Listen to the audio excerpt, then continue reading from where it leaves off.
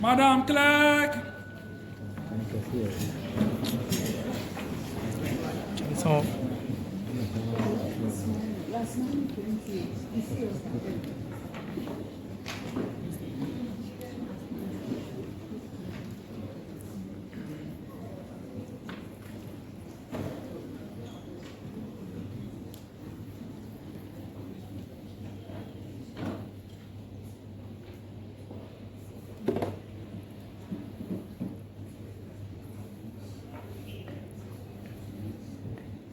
Honorable members, shall we take our prayers?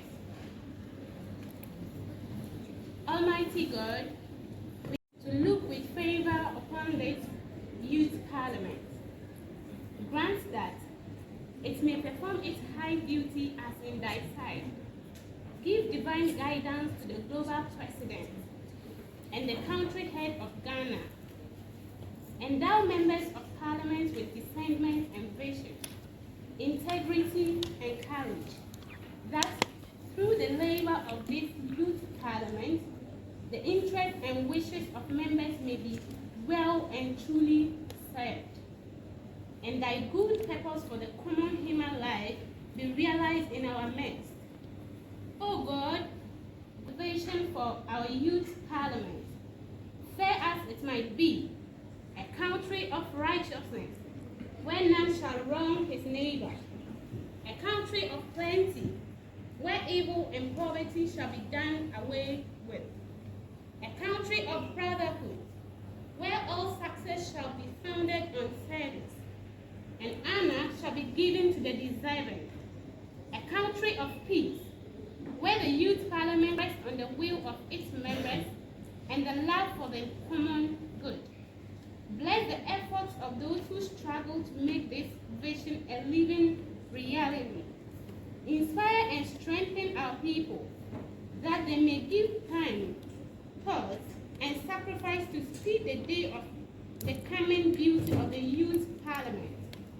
UN SCR 2250 Ghana. Amen. Amen. Shall we now resume our seats?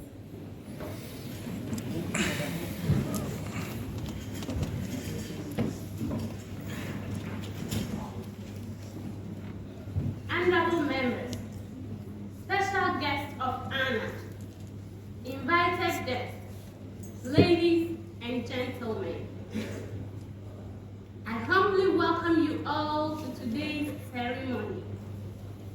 Honorable members appointed, persons to standing on the 24th to I, Emmauclate Adongo, Clerk to Parliament of the Youth Government System of YGS SCR 2250, acting as chairperson of the first sitting of the second Parliament, do invite you to this other sitting today, on the 1st of May 2023, this Monday afternoon, for the purpose of electing a speaker and administering the oath of office.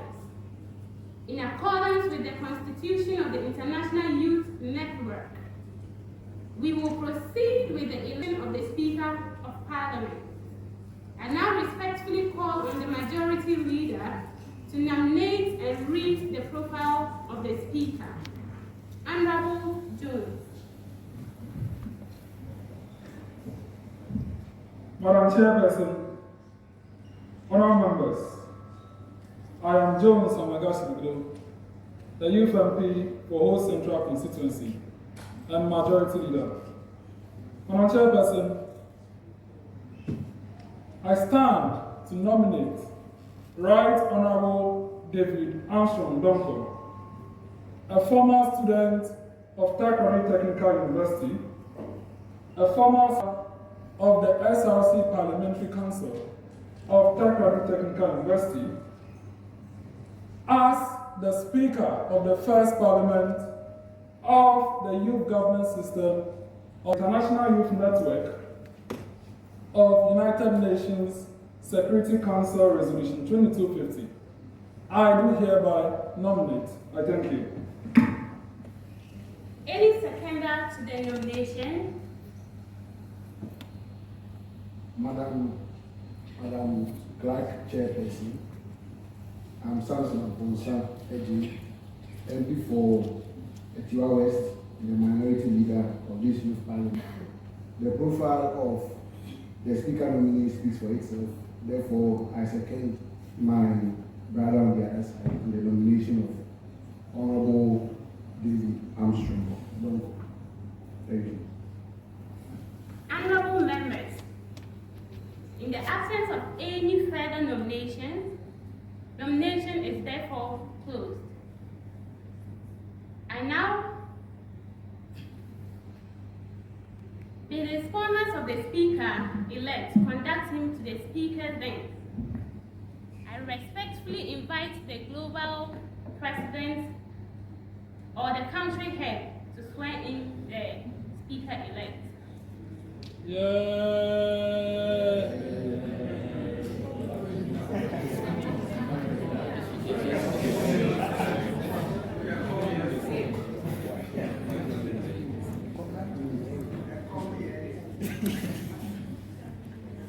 Honorable members, Mr. Speaker, on behalf of the House, I hereby congratulate you as you take the chair as the Speaker of this Youth Parliament. Thank you, and thank you all.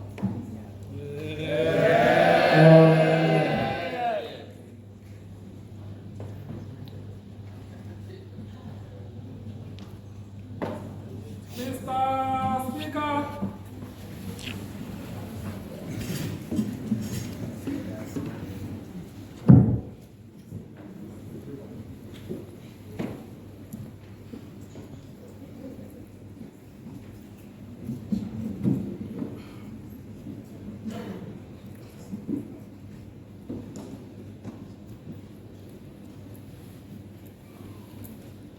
you can resume your seat.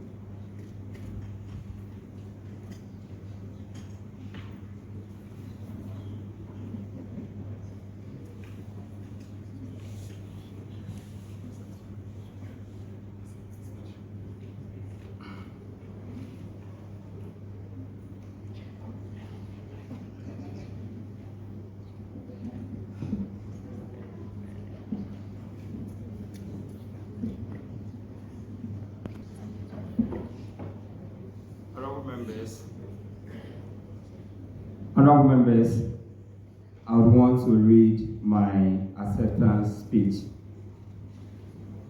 Honorable special guests of honor, invited guests, sister parliaments, members of parliament, ladies and gentlemen.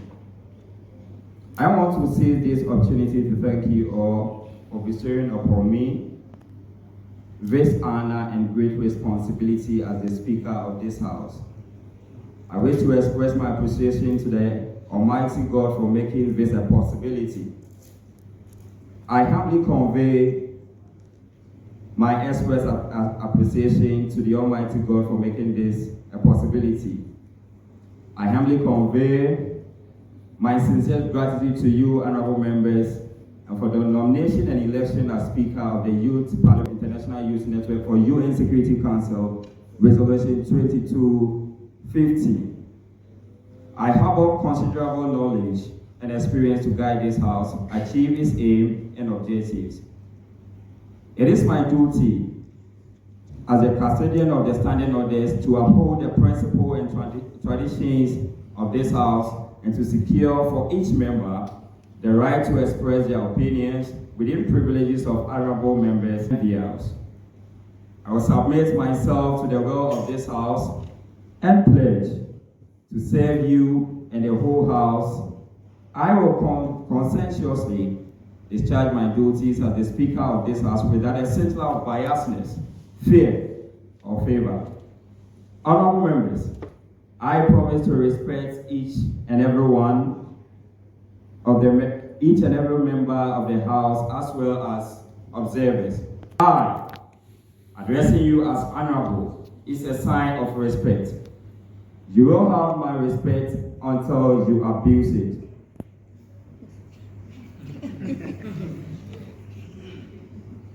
Honorable members, I will discharge my duties as the Speaker and as expected of me. This I cannot do without your support. I humbly implore you all to support me, lead the House to higher heights in Ghana, Africa, and beyond. Let me borrow the words of Winston Churchill, a great freedom fighter. Never believe any war will be easy and smooth, or that anyone that embarks on a strange voyage can measure the tides and hurricanes he will encounter. The statesman who yields to the war fever must realize that once the time is given, he is no longer the master of policy, but a slave of unforeseeable and uncontrollable events. Honorable members, I am aware that serving as the Speaker is a great honor that comes with greater responsibility. I know it will be hard. I expect it to be long. I cannot predict the episodes and the tribulations, but one thing is certain, one thing is sure. One thing starts out and undeniable, massive and unassailable, that I'll serve to my maximum capacity, centered on issues of societal interest and nothing else. I therefore entreat you all, honorable members, let us be leaders of action rather than position. It is possible. This youth parliament has created opportunity for us to learn and grow. Let's take advantage of it. Congratulate you all, and may we all grow to become better people than we were yesterday.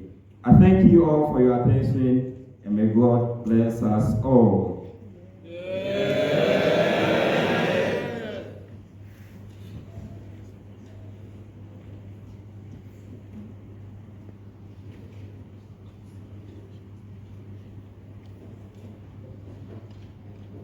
Honorable members, since you have taken the oath of office already, I suggest we don't go back to it again.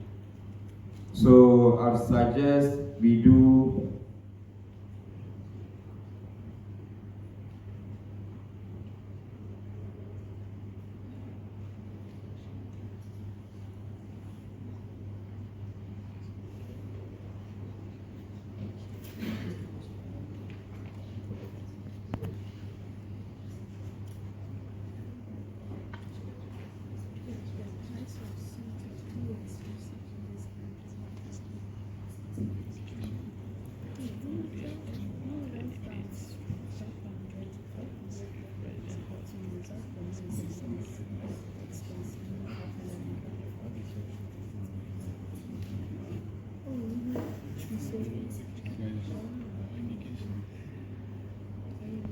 honorable members, I would like to seek for guidance from the majority leader, Honorable Jones Amegashie-Viglo.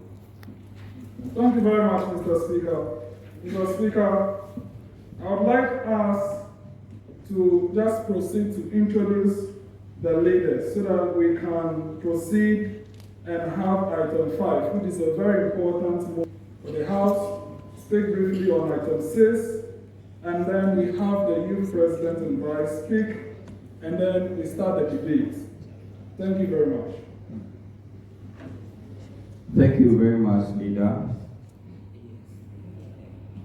So, just as the leader has indicated, we do the introduction of leaders, and I would prefer the various caucus leaders will do that themselves. So, I'll start from the mighty. You tell me your position, or you tell the House your position, your name, as well as your constituency. Thank you, Mr. Speaker, for the opportunity. Samson Amponsah Adjei, I'm the MP for Tiwa West, and I am the minority leader.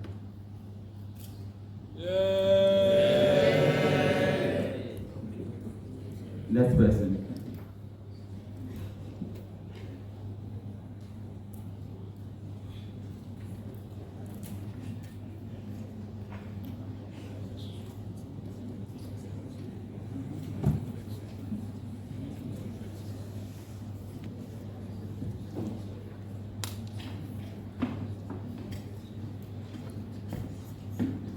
Thank you for the opportunity, Honored Speaker.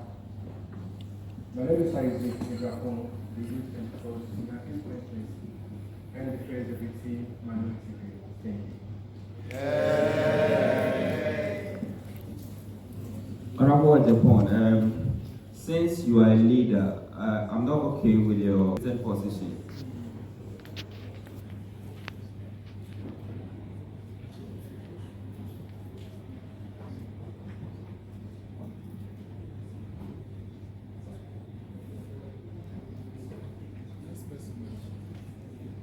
Next person. Right Honorable Speaker, some of my members are presently not in house. If the speakership will excuse us to anything, the deputy will, so that the majority can do the introduction. So is that to say you are not ready for us?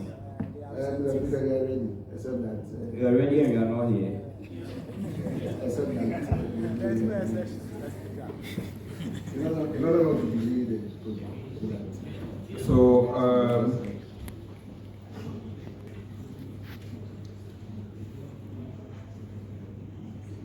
are you suggesting that the House shouldn't know the leaders of the minority? Mr. Speaker, my deputy is here, so she will introduce herself. Okay.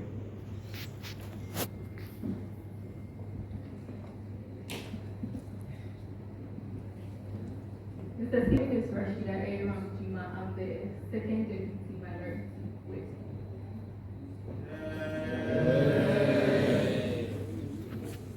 So since the minority look they are not ready, I think I would have to move on to the majority. Majority leader. Mr. Speaker in the House, my caucus, can you give me a here? Yeah. Mr. Speaker, we are not here to do. If they are not ready, we are ready. We are ready. Yes. Give me another one. Mr. Speaker in the House, I am Amegashie-Viglo, Youth MP for whole Central constituency in the Volta region, and the majority leader of the House. So thank you. Next. Mr. Speaker, thank you for the opportunity. I am the person of Honorable Francis Emmanuel, the Youth MP for Addo, and also the majority chief. Thank you. Next. Hello. My name is Havi Justice Delasi, and I'm the youth for the Republic. Your name again? Havi Justice, and I'm the youth MP for the Republic. Also the second deputy majority. The famous Dorin Pavilion. Famous. next person. You've blocked the camera. I'm using this one already. Hello. I've started already. I'm Clerk Presidential, Youth MP for Seven constituency and first. Accordingly, I hope the House are taking note of that. Right. Do this one. Do the recording for this one. Honorable members, this is Emmauclate Adongo, Clerk to the Youth Parliament.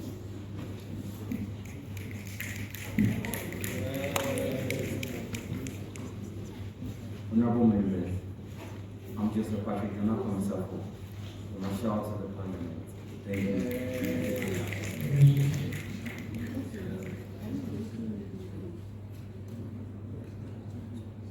Honorable members, my name is Godwin Tete, and I'm Deputy Clerk for the Parliament. Thank you.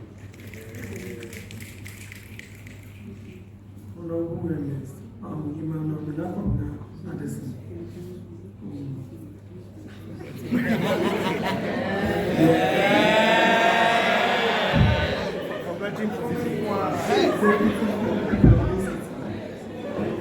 Order.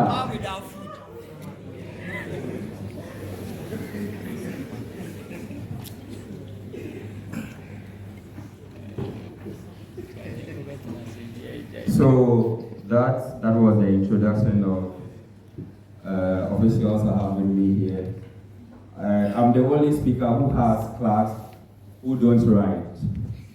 And you have to take note of that. You don't write, you just record. Isn't technology so good?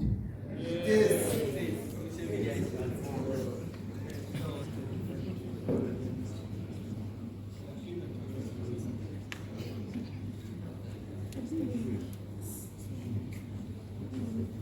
Yes, honorable member.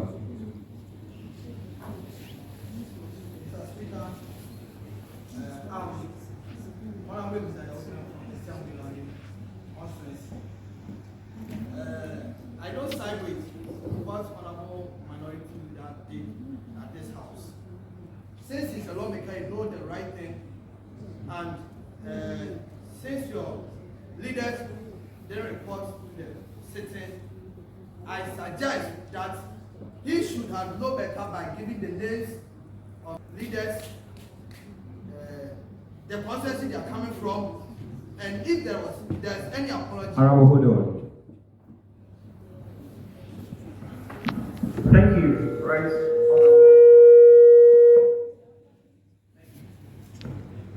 Mr. Speaker of the House, I am Honorable Bright, Member of Parliament for Accra, and I'd like to raise a point of order against the Honorable Member because you have clarified and sort of punished our honorable minority leader by telling him one or two things that is not in accordance with the customs of the House. And so I think it is unnecessary for our honorable member to rise to the effect that the honorable minority speaker is out of line. That situation has already been clarified, and I think we should move on and then proceed to the business of the House.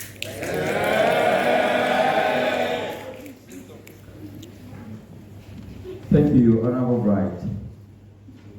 Honorable Walker.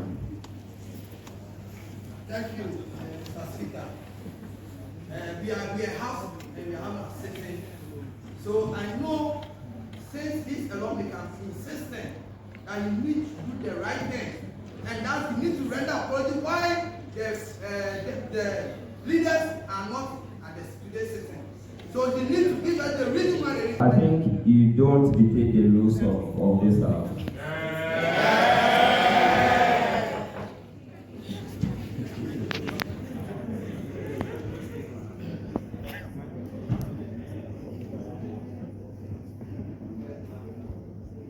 Honorable Minority Leader, you indicated a member from your caucus wanted to make a statement. Yes,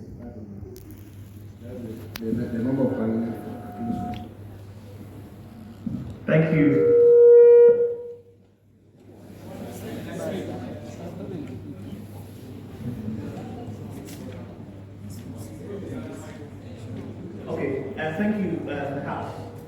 Mr. Speaker, I would like to invoke certain clauses in the Constitution with regards to ministers of state. Article 78 and 79 clearly espouses how the procedure for electing and appointing ministers of state. Can you read the So Article 78? 78 reads.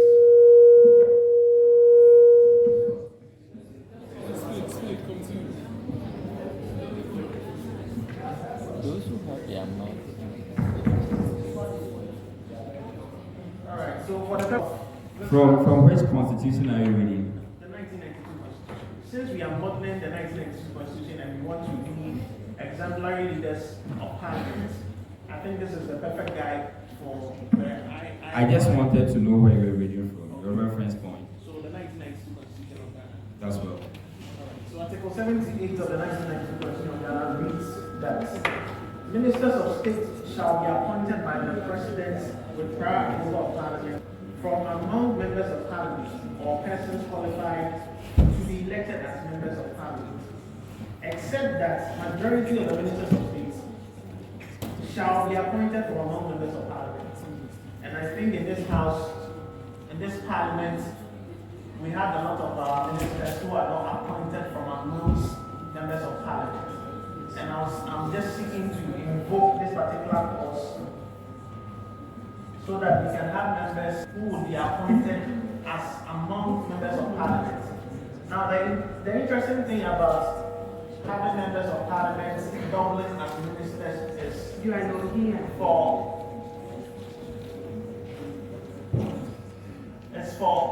members of parliament to assume dual roles so that in effect they can balance how they can do their constituency business and as well as contribute to cabinet and contribute to ministerial appointments. And so by virtue of Article 78 and in accordance with Article 2 of the 1992 Constitution, which reads that any act that has been in contravention with the 1992 Constitution, any provision for that matter, that is in contravention with the 1992 Constitution should be, to the extent of its in contravention, be declared null and void. And so I think that on that basis, ministers of state who have been appointed by the president should be declared null and void. And then the process should begin again. Thank you. Minority leaders. Majority leaders, sorry. Mr. Speaker in the House, I thank you for the opportunity to speak. Mr. Speaker, I'm Amegashie-Viglo, Youth MP for West Central.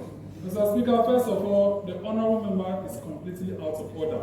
We have not reached any opportunity for such an indication. Number two, the prerogative of the appointment of the youth MPs is not in anyone's hands here to declare them null and void. I am the Minister for Parliamentary Affairs, and the youth ministers so appointed are legitimate. Mr. Speaker, I believe that we continue with business. Thank you. Honorable Majority, you were stating that the appointment of ministers are in the hands of the president, right? Is that what you stated? Global president.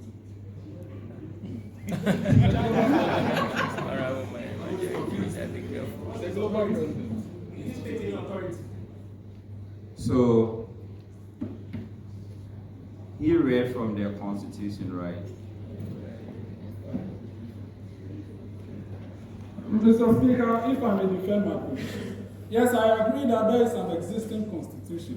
But let's forget that this association has a constitution. And it states clearly the person who appoints the Can you read what you're making reference to? As of now, Mr. Speaker, business is being delayed. This matter is secondary to the matter of the business. Let us proceed with item 5. And when we have any time, we discuss that matter. This matter is not even relevant at this time. We need to proceed with business. Item 5, formation of committee on selection. Thank you very much.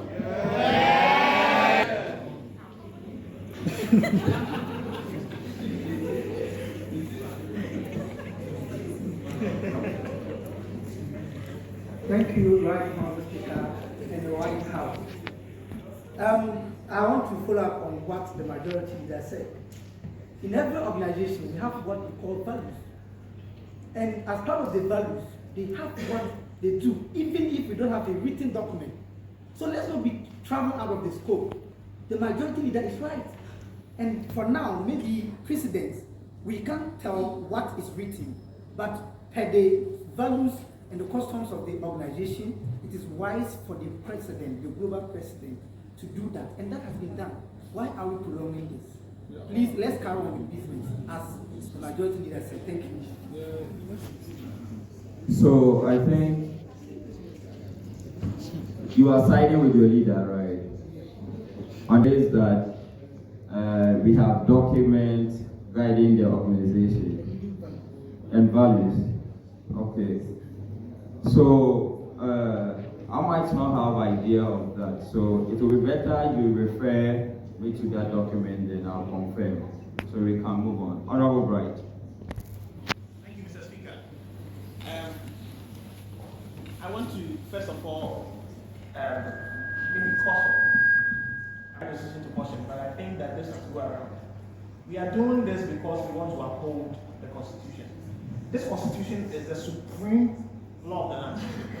Now, the IYNSC Resolution 2015. Honorable Bright, I hope you understand the Constitution also makes provision that a certain portion will not come from Parliament, right? Yes. So, what is your argument? Do you know the percentage of ministers here? I don't. So, definitely, the 70% as required by the Constitution will come from Parliament, since you cannot quantify the percentage of ministers here. So, I think until you have access to that information, you cannot nullify the appointment. But the majority leader has already nullified what I'm saying. So I just want you to provide the authority of this. That's and again, the other member of parliament on the majority side mentioned that there are values, but those values must not supersede the spirit of the Constitution, which is the 1992 Constitution. And this is actually devoid of malice. Nobody is Order. To cause any stairs in the air. There's no intent to do that. The right thing has to be done. So if we are following the 1992 Constitution as a guide, or even the Right, I think. What is your problem? Order. He's not even a member of this parliament. What is the problem? Please, members of the executive, comport yourselves. So, Mr. Speaker, it is for this reason. Order. It is for this reason that the 1960 Constitution of Ghana was abolished, because members of the executive used to be present in the parliament. And this is exactly the same thing that members of the executive were doing at the time. That's why that constitution had to be sidelined. We can't have a minister of state dictating what parliament must do. Never. And so I'm saying. So I'm just saying. Yes. I'm just saying that if there are values, even if there's laid down rules, that laid down rules must not supersede the spirit.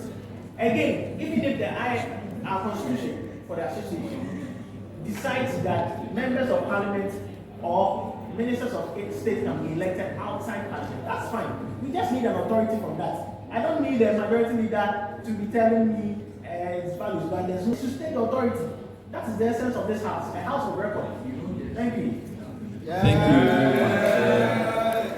Honorable Bright. So, like I indicated earlier, from the same constitution you are reading from, it makes provisions that there will be a percentage of ministers that will not come from parliament. So, I am informed that the ministers we have here form of the percentage that will not come from parliament. So, we cannot nullify the appointment of the president. And that is my ruling. Thank you.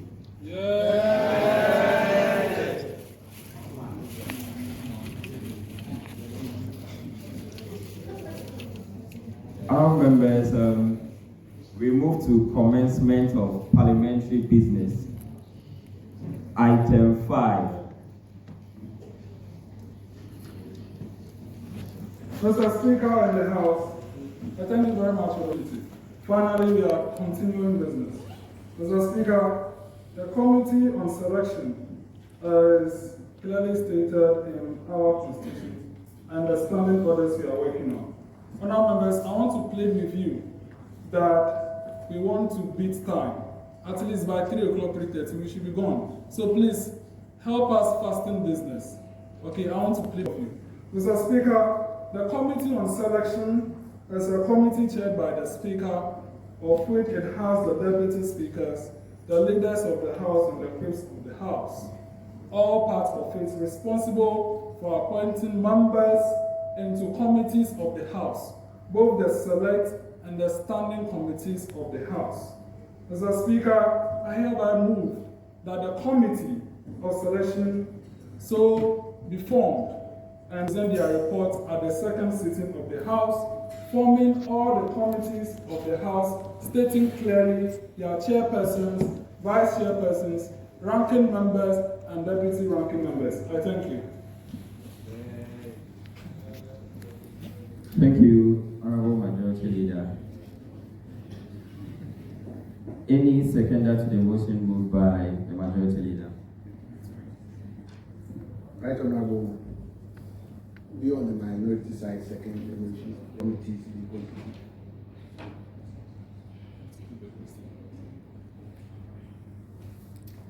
Honorable members, the motion moved and seconded. I would want to ask the opinion of the House on it. Those in favor of the motion moved and seconded, say aye. Aye. Those against, say no. It looks like I'll have an easy parliament, and that is good. Honorable members, clearly the ayes have it, and the motion is adopted.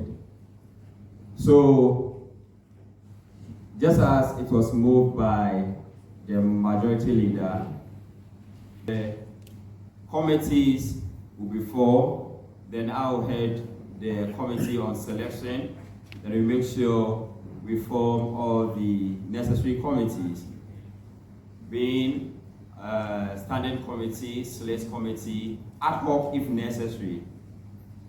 So, that will be done. And I think the Clerk of Parliament is taking note of all these things. So, we confirmation of it on the platform, and before our next sitting, the committee formations will be done. Thank you, House. Then we proceed to item 6. Statement on women representation in leadership.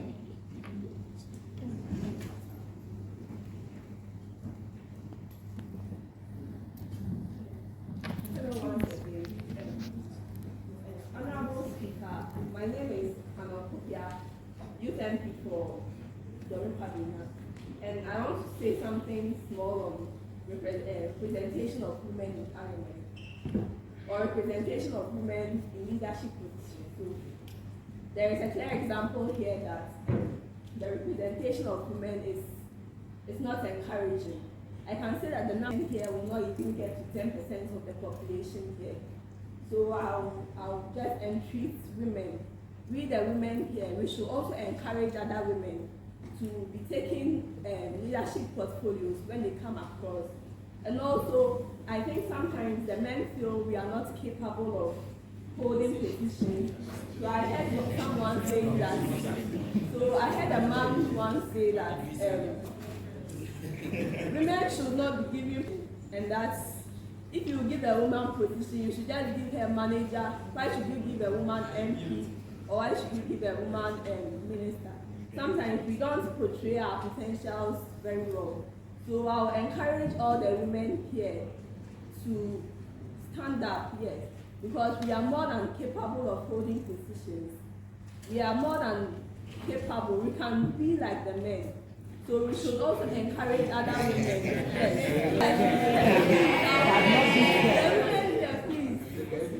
Yes. No, we can be equal. That's where equality comes in. So please, we should motivate ourselves to take leadership roles when they come on. And then we shouldn't be shy or afraid that the men will beat us. at least if you try to go for the position and you are rejected, you understand that maybe you weren't chosen, but we should move on or move into leadership positions. So, so please, I hope we are all encouraged and that from henceforth we will be well represented here in Parliament. Thank you. Yeah. Thank you, House. We have the Minister for Gender in our presence, and this is quite related to women. Should want to make a statement on that.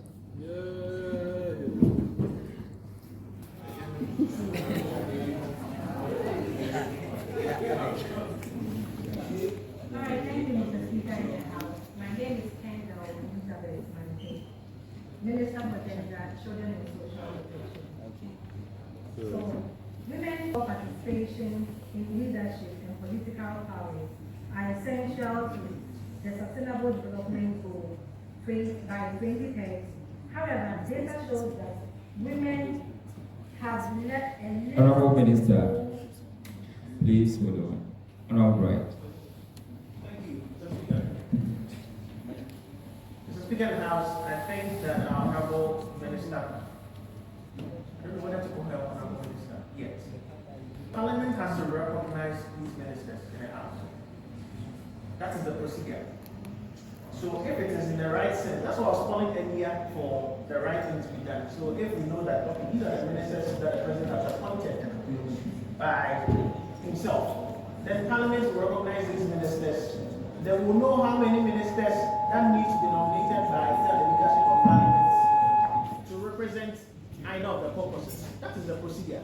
I don't know in what capacity that our honorable member or citizen, I don't know in what capacity our citizen is representing and speaking in the House of Parliament to address women.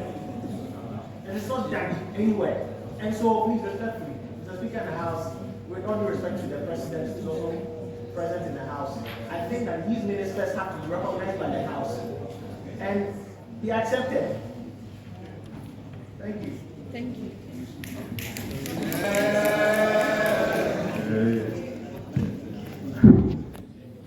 Thank you, Honorable Bright.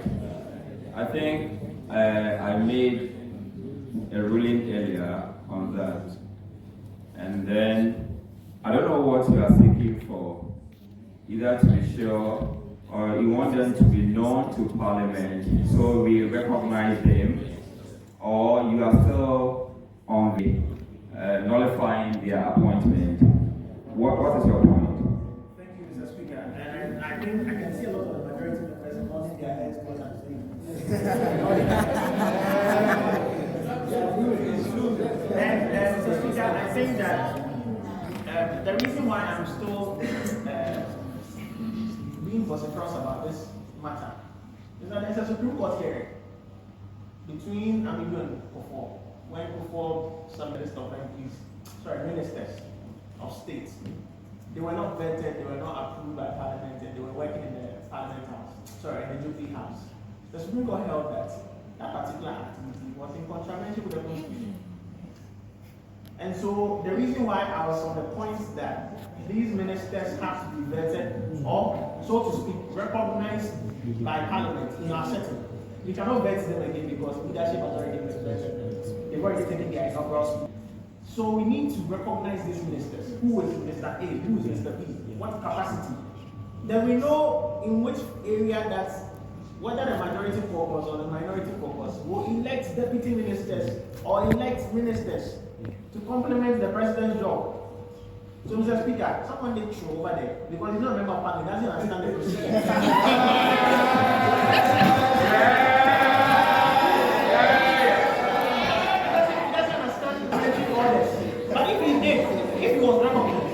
Order.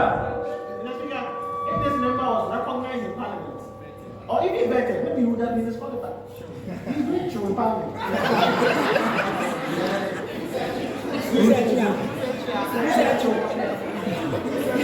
So, Mr. Speaker, respectfully, And with all due respect to the majority leader, I think that we have to do this procedure. Recognize these members or these citizens in the and then we can. So you accept the appointments, right? I can accept it, but someone can reject it. You accept it. You as a person, you accept it. As an MP, you accept it. I know. You accept I don't know them. Thank you. Thank you very much, Honorable Bright. Honorable Majority Leader. Mr. Speaker in the House, I thank you very much for the opportunity. Mr. Speaker, trying to understand the honorable member, I don't know where exactly he's getting his details from. First of all, a ruling has been made on this matter. It is wrong for you to interrogate a ruling of the Speaker. Number two, let me state it clearly that the same people who appointed us appointed them. And we are sworn in by the same people. If we are saying that they are illegitimate, we are equally illegitimate. Please, let's be careful of kind of points we are trying to portray. Number three, I understand that he says ministers ought to be vetted by Parliament. I understand, but this is a maiden situation. So okay, no problem. But maybe in the subsequent Parliaments and subsequent appointments, we'll do so. This is a maiden situation, and we are trying to finish the business of the House. But we are wasting time on a matter that is not relevant right now. Did you say we are wasting time? I withdraw my word, but I think we have to continue the business of the day. We ought to give comments on the statement and proceed to receive the President, give his statement to the House. Let us proceed with that business. If we have any luxurious time, we'll talk about that matter. But as of now, I think this matter is uncalled for, and this is not the right time to talk about it. Thank you very much.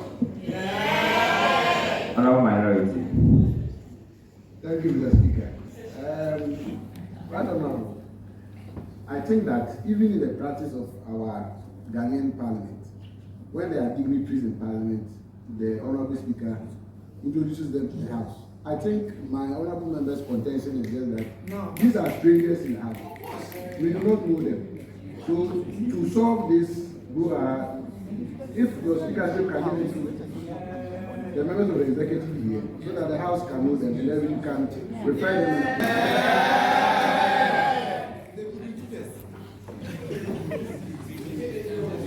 Very well. So it is important that we take the introduction from the appointment made by the President, just so we know who is what. So, Mr. President, we can do this in two ways. Either you make available the list of ministers you have, they will be made known to the House, or we take it one after the other. They rise, they tell us who they are and what they represent. Thank you. Put it and give it to them.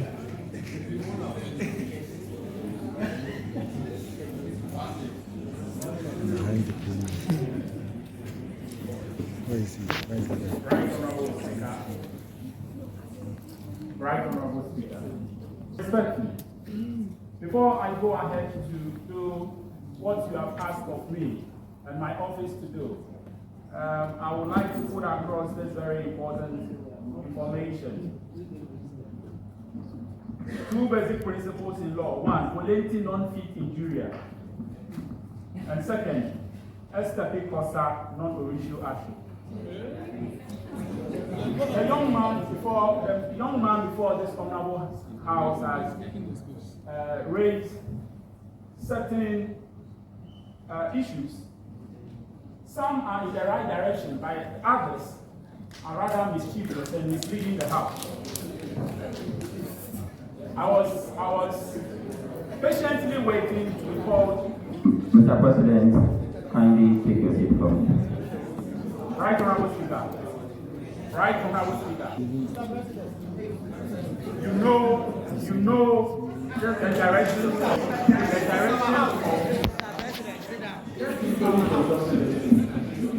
Mr. Speaker, the House is in your control.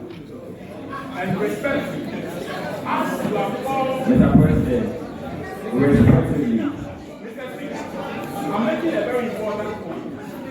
You don't cut off the president whilst he's in office. No, that is very, very wrong. Mr. President, this is Parliament and we are governed by our standing orders. Respectively, kindly take your seats and you continue. Mr. Speaker, you have called the president is making a submission and you can't even have to say, is that the order? Is that the right thing to do? Mr. President, I ask that you take your seat. Mr. President, Mr. Speaker.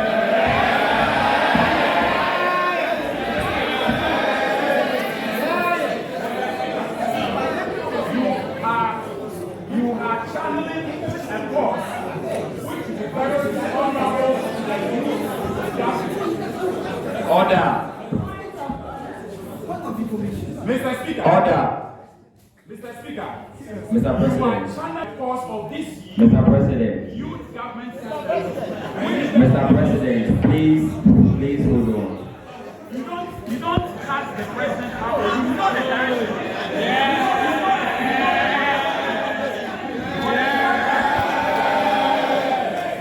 Order.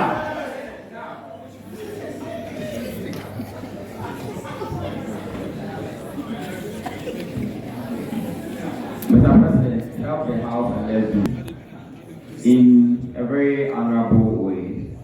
Kindly take your seat and let me hear my members. I'll get back to you. That's so.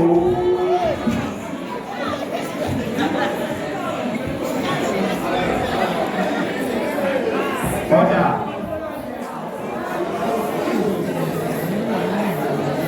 Order.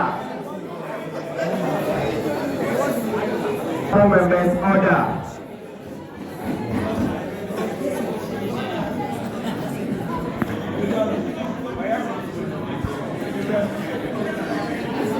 Honorable members, order. The Marshal. Order.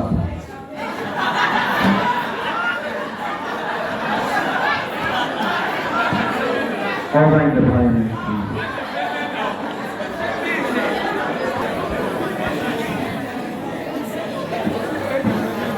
Order.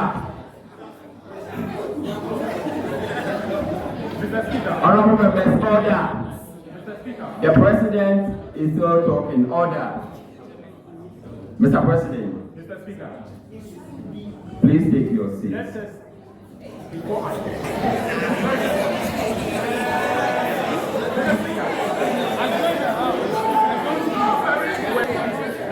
very well the order of hierarchy in government system.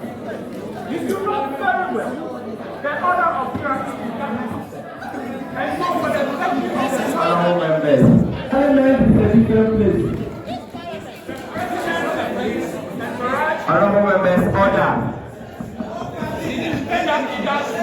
Order. Honorable members, order.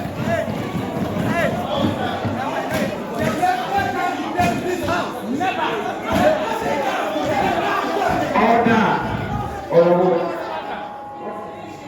Honorable majority. Order.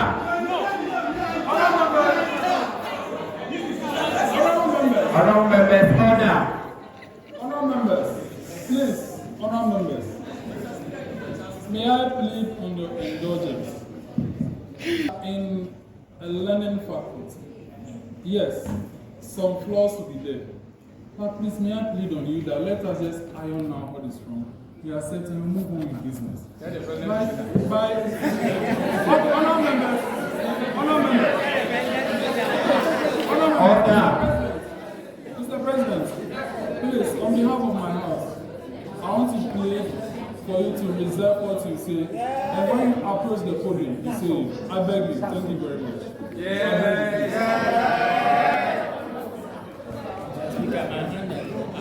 Honorable Bright. So the president is trying to tell us that you only take the majority leader to talk to him before you can explain. No! see that things like that.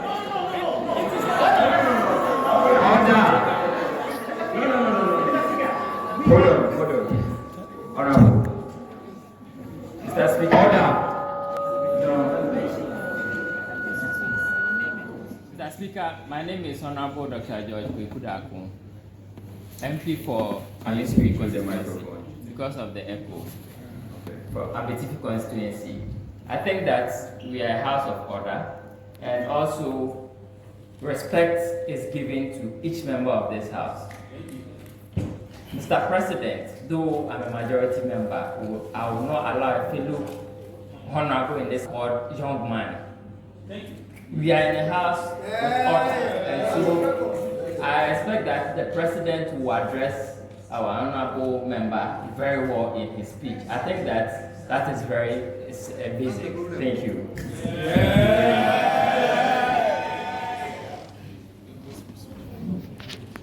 That's fine. So,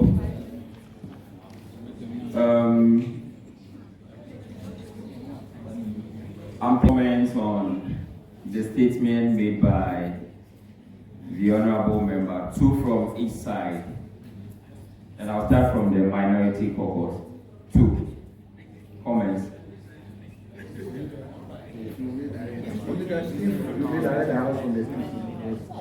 see a lot of statements I believe.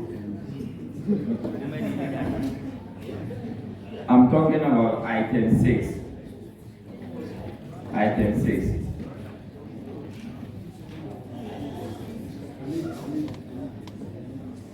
Minority 2.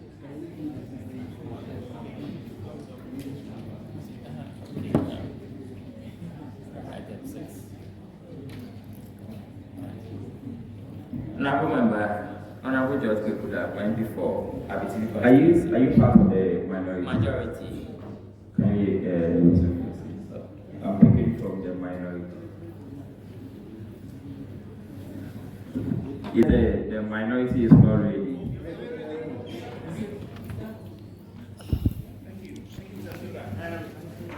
We acknowledge our honorable member of parliament, the honorable deputy on the majority side, on the comments he has made concerning gender equality.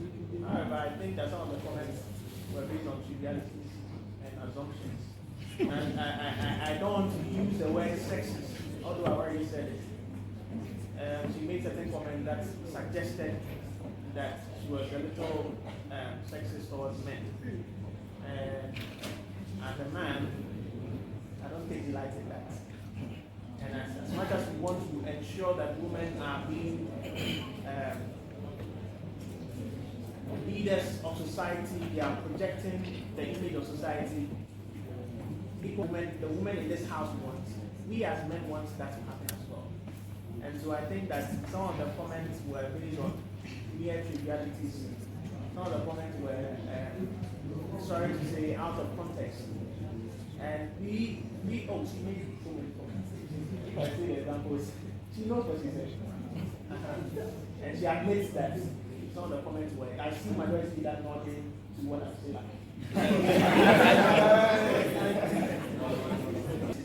But it is important that we also hear from the Minister of Gender designate by the President. So, in as much as I want to hear of what I'm saying, we still want to go back to what you were saying earlier, that the President must provide that list to you. Let us go through it. We want to hear from the Minister of Gender what she has to say about the affirmative action in Parliament. Thank you.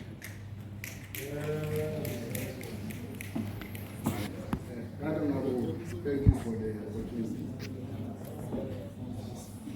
Yes, Mr. Speaker, as you rightly directed, that we should make a statement on item 6. Unfortunately, the women in my caucus are not willing to make any statement.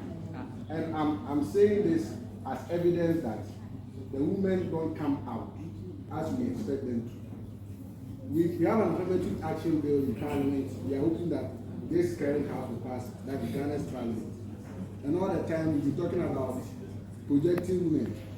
The fight for gender was equality. And at some time, they saw that the quality will not work, so now it's equity. And for me, I'm for equity. But we want to plead with the women that the opportunity is there. If you don't bring yourself out, you will not get the support. Yes. Mr. Speaker said a statement. It's on women. It's best that women speak. And none of the women in this caucus was willing to make a statement. So it is evidence that we are not preventing the women from going for it. And they themselves are not coming for it.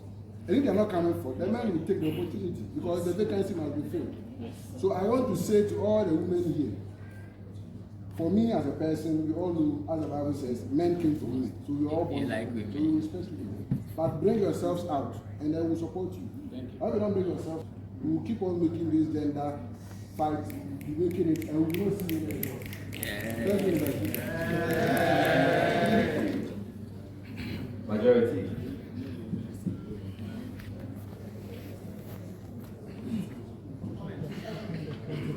Honorable Minority Leader, and please, I just want to make a point of correction. I did indeed. I said that the women. I'm not talking to just the minority leader. I'm speaking to the whole. Address the speaker. So, Honorable Speaker, I said that I encourage the women that they should also try and encourage themselves, motivate themselves to go into leadership positions. I just didn't say that we are not being allowed to. I acknowledge the fact that we the women, sometimes we don't want to engage. So I also motivated us to engage in leadership positions as they come by. So please, I want to correct that point made about it. Thank you.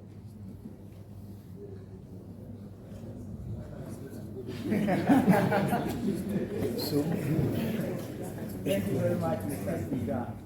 I am in the person of Honorable Justice Delasi, the youth MP for Buma West constituency.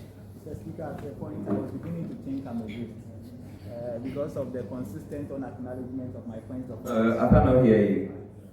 At a point, Mr. Speaker, I was beginning to think I'm a ghost because of the consistent unacknowledgement of my points of order. But thank you for giving me the opportunity to get the voice of my constituents. And once again, congratulations on the election. Mr. Speaker, quoting from the words of Thomas Sankara, he said, and I quote, "There will be no social revolution without the involvement of women." And also, Dr. Kwame Nkrumah, after gaining independence for the Republic, on the podium. Speak to the microphone. Hello? Hello? Sorry, Mr. Speaker. Dr. Kwame Nkrumah, after gaining independence for the Republic, spoke on the podium, acknowledging the remarkable work that was done by the market women in ending of what? The colonial era. With this, I find myself concurring with the statement that was made by the honorable member for Domekwa, trying to reiterate once again the importance of getting women involved in all political roles. Mr. Speaker, women have played very vital roles in the social progress we have witnessed over the years. We could realize that during the Second World War, when all men went to war, we realized women took up roles in the industry, women took up roles in the railway sector, women took up roles in all aspects of life. So I believe that if we are giving them give them the opportunity, they can function as history has postulated with it. With it, Mr. Speaker, I am Mr.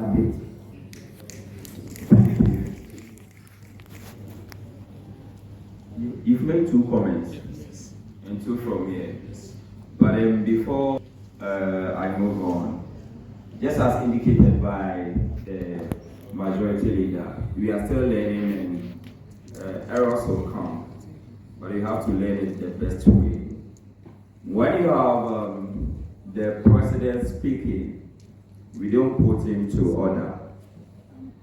In as much as you don't agree with what he's saying, we make room for him to say whatever he is saying. We are still here and we debate on that. So I was trying to make the point that the president takes his seat for me to correct that notion that you don't put the president to order, but he did not understand me. he thought I didn't want him to speak. So sometimes we might be on the same page, but from where you sit, you will not understand the meaning of why I said take your seat. So it wasn't as if I was cutting the president, but I was trying to let the House acknowledge the fact that he's the president, and when he's talking, we don't put him to order. I hope the House will take note of that. November. Thank you so much, the silver-headed speaker and the White House. I am Lilian. I'm MP for the Black constituency from that party. I want to pass something across. We are all learning, and we will keep learning. Let's understand that this is our house. We have hierarchy as the president was speaking. However, when we are in parliament, I clearly supported what the honorable member was saying. This is our house. Someone was speaking. The person is not part of the MPs. We don't know the person. We just want to know the person, introduction, and we move. That was clear. One thing we should also know that presidents don't participate in parliamentary proceedings. But for the sake of the speech, we want to hear from the president. Until then, the president is not allowed to speak. The president is not allowed to contribute in the parliamentary proceedings. So we don't need to banter or cross each other's lane. That is where we start to undermine each other and stuff. We have to stick to where we are heading to. So let's be guided. Until the president is coming to give the speech, we shouldn't allow the president to talk or interfere into the matters or the dealings of the House. Because this is our house, and we have the powers here. And you are powerful when we are in this house. Let's go to student, let's take it ourselves. Are you done making your point? I'm almost ending. No, don't go to student, that's fine. Thank you very much.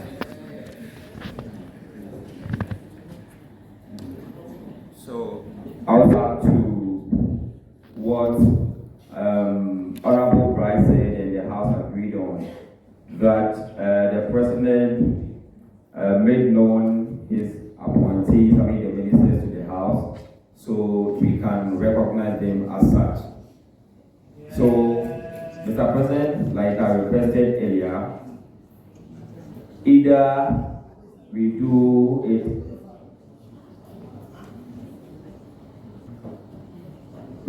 the introduction individually, or you compile the list, then we call them out for the House to know them. Thank you.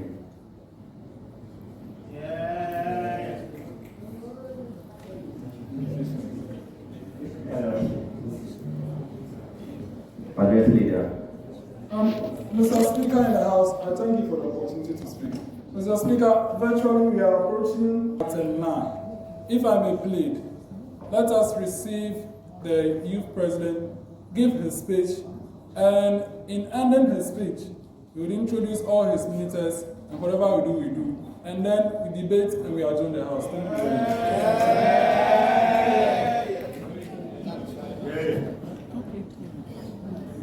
The loud yeah tells me almost everybody in the House agrees with what the majority leader said.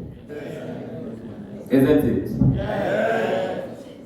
But I see one member who doesn't agree. There will always be a Judas.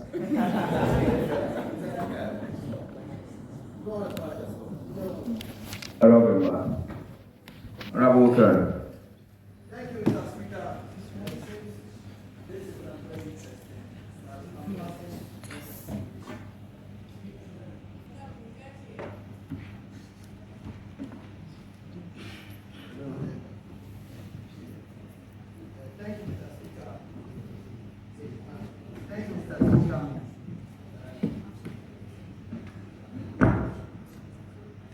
Thank you, Mr. Speaker. It seems this debate and this sitting are very interesting, but I want to pass this information. No, remember, we are not having any debates here. The proceedings are very interesting. The reason being that some people are coming from far, especially from it's going far in the night. So, moreover, we're going to work tomorrow, so I suggest or I submit to the House that we need to fast track the things that we are doing here. Thank you. Thank you very much. So we will take the next thing on the other paper, then commencement of executive business. Then we move to item 9.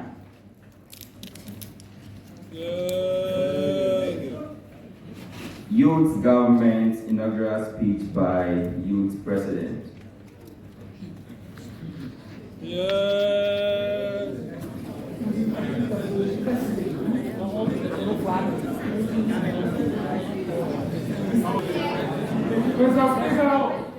Mr. Speaker, I get the message my MPs have sent me. I think it is incumbent on us to properly invite the President through a motion. So may I plead that I proceed? Mr. Speaker, I seek your leave. May I proceed? You can proceed. Thank you very much. Mr. Speaker, I hereby move the motion. I rise to move the motion that the Youth President do address this House and give us his inaugural speech. Thank you. Any seconder? Right Honorable, I second the motion of the majority. The motion moved and seconded. The motion is presented before the House for consideration. Those in favor of the motion moved and seconded say aye. Aye. Those against say no. No. Around members, the ayes have it.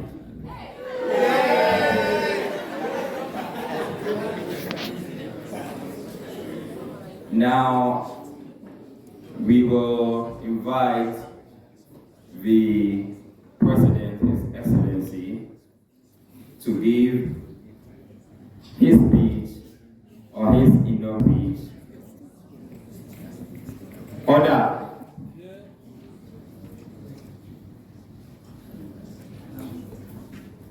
Mr. President, my House gives you the opportunity to present your speech.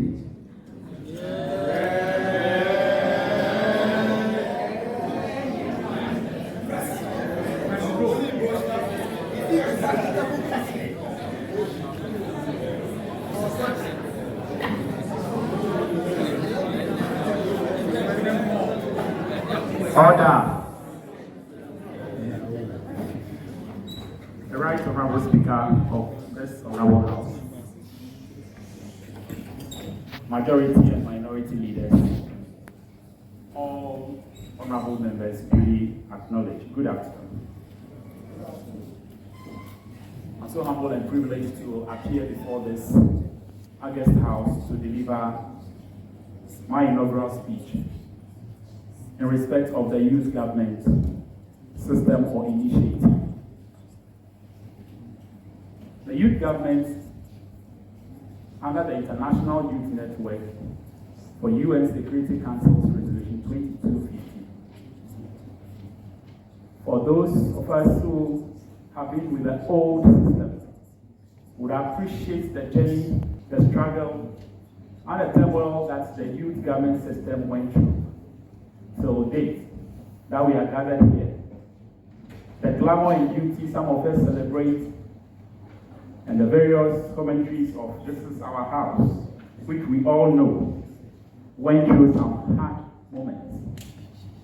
The likes of the Right Honorable Majority Leader, Honorable Amegashie-Viglo, would attest to the fact that if not for the work and impact of himself, myself, my Chief of Staff, and the remaining entourage of the youth ministers, we wouldn't have been where we are today. The Youth Government Initiative should be something that we should be proud of, but not bury our heads in it with all energy, vibrancy, and the macho-like approach. We appreciate that the youth government, we must also appreciate various modifications, alterations, editors that comes with the youth government system. If the honorable member says that my energetic, vibrant youth ministers are ordinary citizens in this house, then the rule, as I mentioned, the principle of law, the STP Addo works over here. If you perpetrate an illegality, you can't have a just cause. As we all know, no member of parliament for say whole West, whole Central, Sabelugu, Solatuba, Kaba, no youth in those respected areas voted for any honorable members to appear before this house.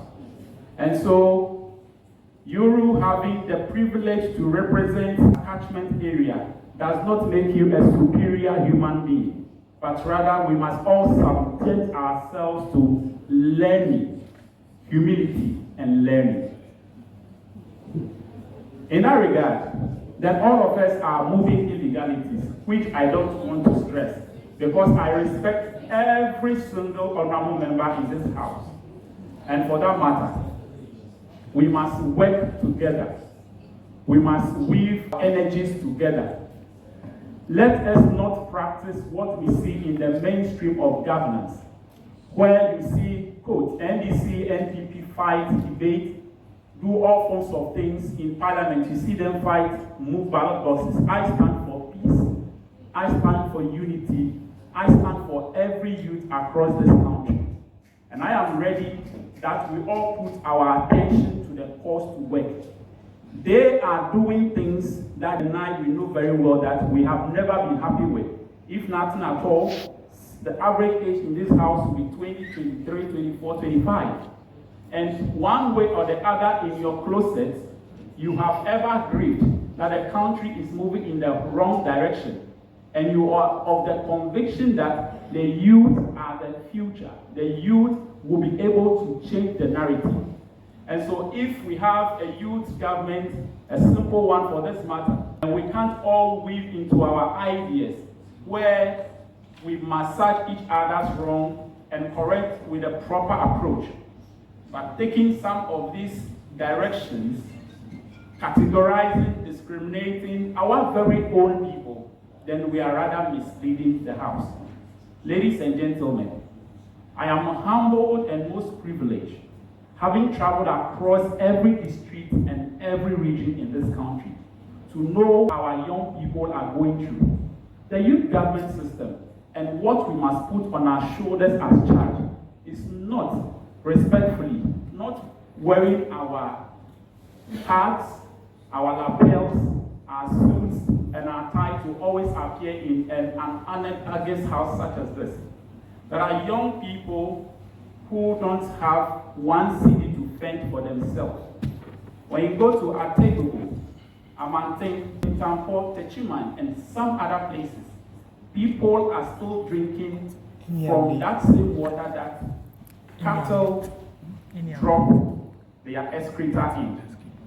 We still have young people who are facing the consequences of trophy. We still have young people who are being forced into early marriage. We still have young people who are dying under Galamsey pit. We have people, when you go to areas like the rainforest in Seshi, young people go to the forest to cut timber, 2x4, 2x6, board. That is what they carry to make ends meet. These are pertinent issues and challenges that my brothers and my sisters, as we are in this house, we must be energetic about to solve. You are privileged to be intellectual personality. You have learned, your mind is open, you will have deeper faculties. The point of leadership is to use those values, principles, and inner content to translate and impact other people's lives. In October 2022, when my team, the Delasi of Africa, went into Nalerugu, some of my followers cried because some of the things we saw is worrying. You and I know well that in this country, we have numerous problems. Respectfully, I humbly say sorry to the House for the distortion and disorganized situation that was created. Let us not see the youth government to be a kind that as executive arm of government has some extraordinary powers, the legislature has some extraordinary powers, the judiciary has some extraordinary powers. No. We must use all our means and to make lives better. In my first book entitled Caucuses, which means introduction, I espoused that a citizen is not somebody who just holds a national identification card, passports, documents like the Ghana card and all that, but it's a citizen, a good one for that matter, is somebody who translates his inner contents to impact other people's lives. I know the energy is strong. In my book, 20s and some things, the second book, we elaborated some of these things, the fight in the brain for power and all that. That is what is killing our country, and that is what is killing this nation. I'm not ready for us to battle our powers.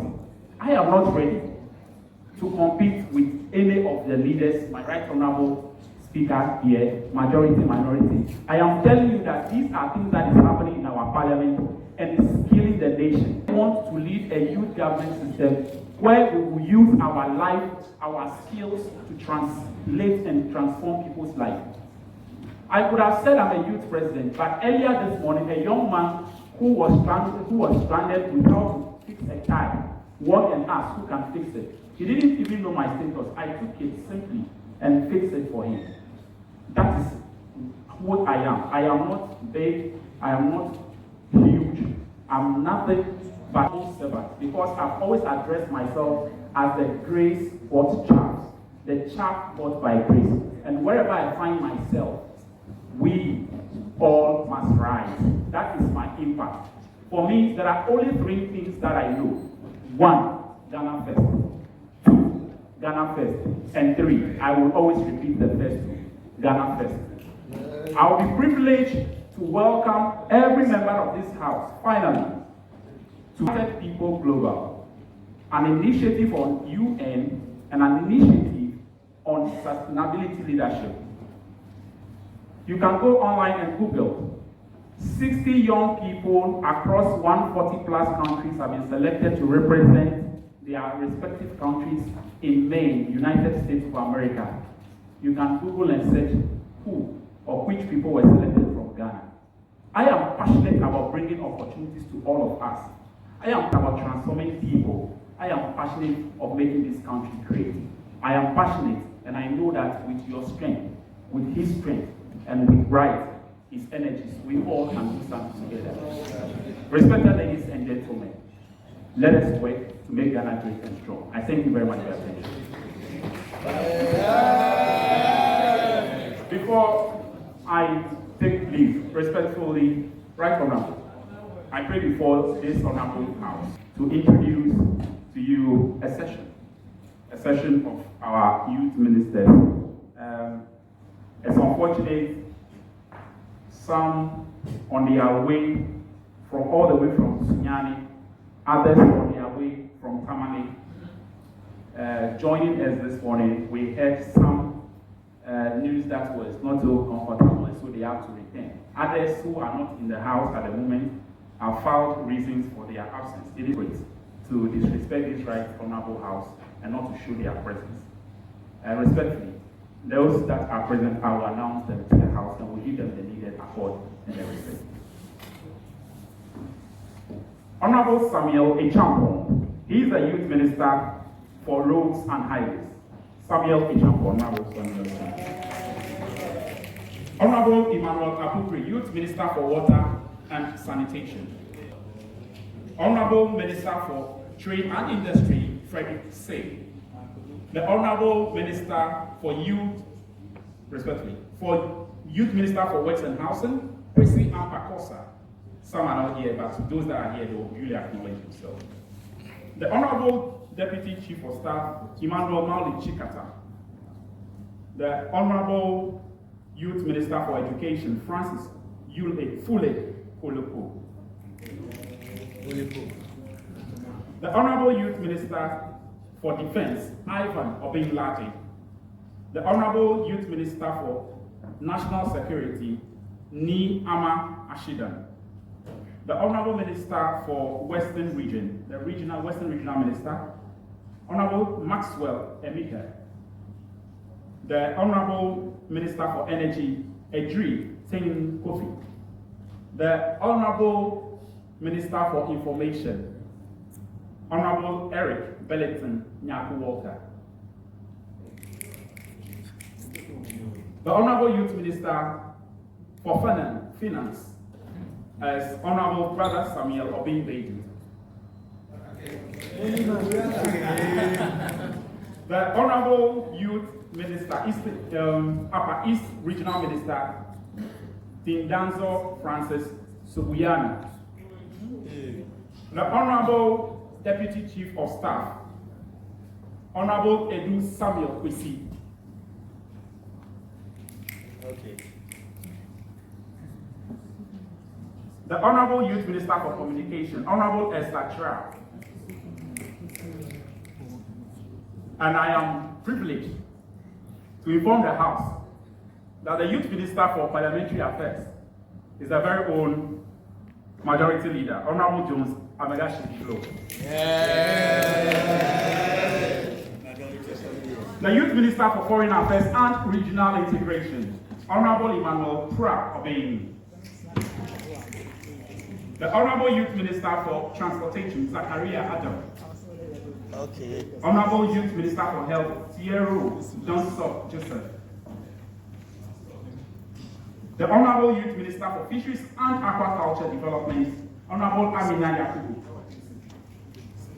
The Honorable Minister for Petroleum and Aviation, Honorable Desmond Kelly. The Honorable Deputy Western Regional Youth Minister, Honorable Kabute Jonas. Honorable Minister for the Interior, Honorable Jesse Morrison. Honorable Minister for Western North,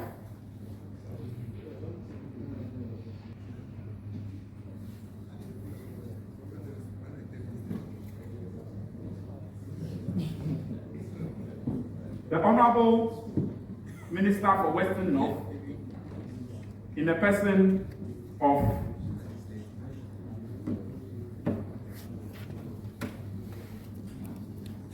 Mr. Mia Izema, the Honorable Minister for Lands and Natural Resources, Honorable Derek Quason, the Honorable Youth Minister for Public Enterprise, Honorable Benny Mauku, the Honorable Minister for Eastern Region, Emmanuel Frimpong, the Honorable Youth Minister for Local Government, Decentralization and Rural Development, Honorable John Ewuni, the Honorable Minister for Gender, Children and Social Protection, Honorable Elizabeth Kendall Mante,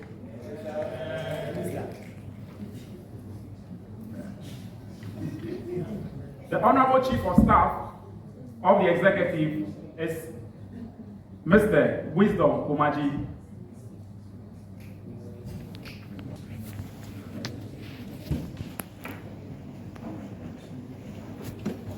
Respectfully, Right Honorable Speaker and the respected House, this is just a cross-section of our ministers. In due time, the second batch that will feature the likes of both Mr. Brian Champon, Speaker, and the rest will come. But before I take my seat, Honorable Wisdom Adamte, Minister for Railways Development, the Youth Minister, is here. Honorable Bernard Oforite, Central Regional Youth Minister.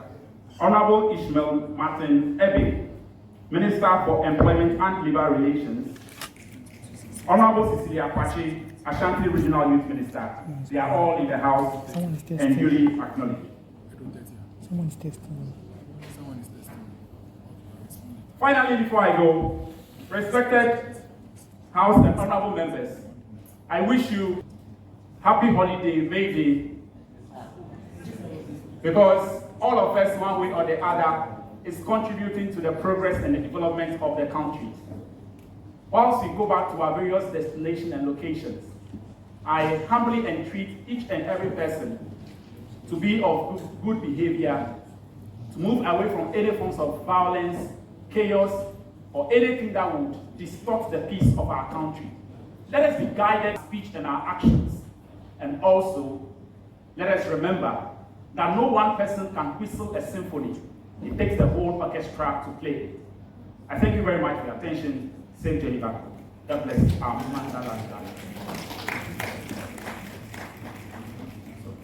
Honourable members, we have just listened to the inaugural address by the youth president. That would have been the last thing we're going to do with the executive arm. However, I've been informed the vice president would want to share something with us. Very brief.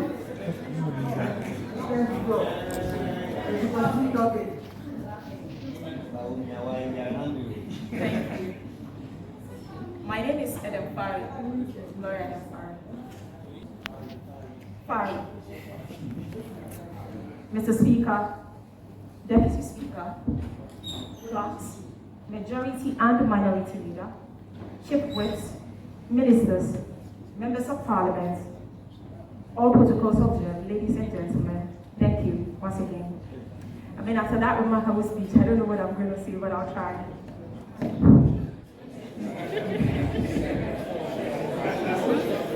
I am happy to be appointed as the Youth Vice President for the International Youth Network to further push the United Nations Security Council Resolution 2250, uniting the world youth to achieve peace and security. How do we achieve these goals? Growing up at about age 16, I spent most of my days under the scorching sun, cracking stone, in order to make few cities to survive. I am those children you are going to be making laws and passing bills for. Yeah. Now, I was literally hungry. Looking back, I wonder how life would be if we were focused on improving the standard of living for people living in poor countries. And I'm putting the word poor in quotes to highlight exactly what our country, Ghana, is poor in. Let's start by describing the fact distinctly wealthy in. Ghana has a sufficient amount of arable lands, and our climate is ideal for food production, and yet we import basic vegetables such as onion and tomatoes.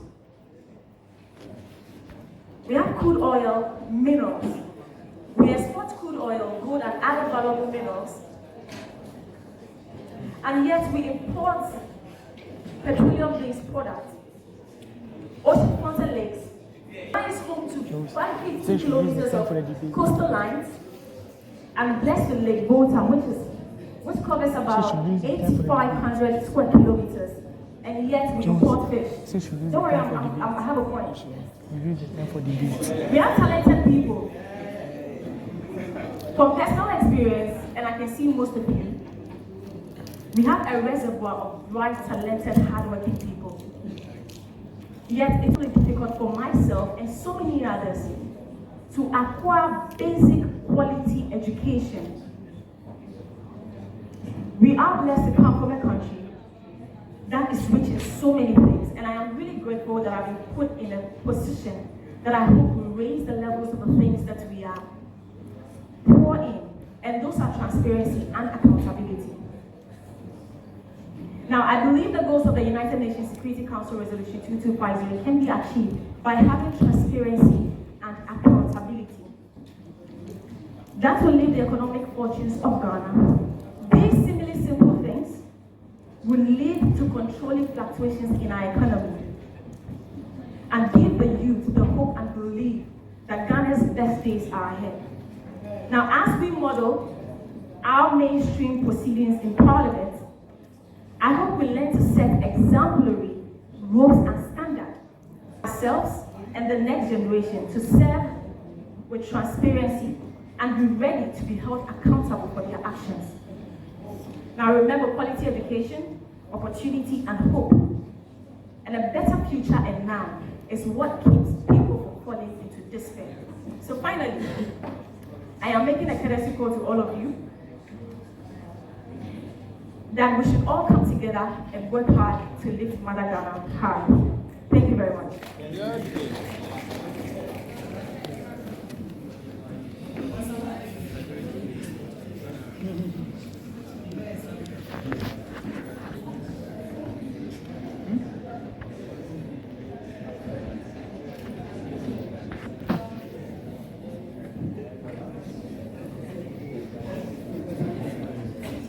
Honorable always. Alright, thank you, right, Honorable Speaker.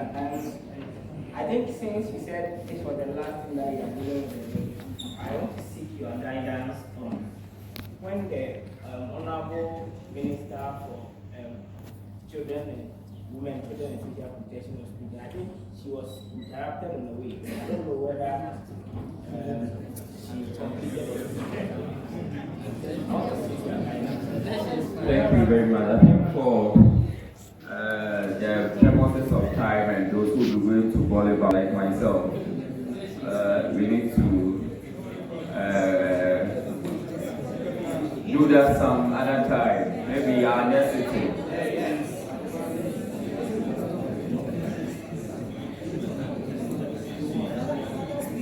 Order.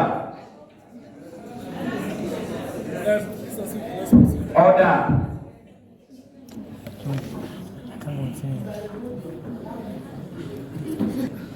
I can't continue.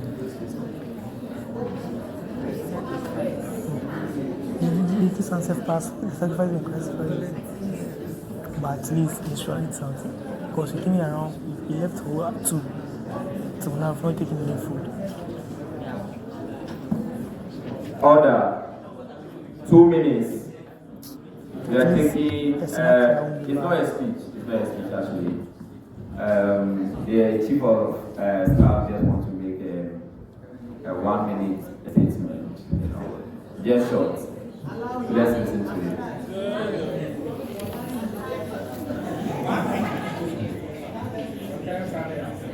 Good afternoon, everyone. Order. I've observed something going on when the president stood to speak, when he was introduced, or when he was asked to introduce his ministers. According to parliamentary proceedings, when the president is being elected or appointed, he's supposed to be introduced in parliament before any other thing begins.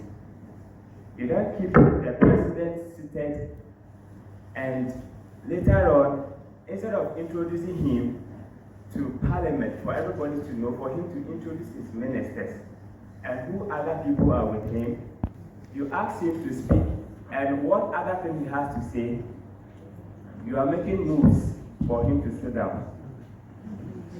So I want to address the issue to be Honorable Chief of Staff, I think we have moved away from. I just want to say that next time. Order.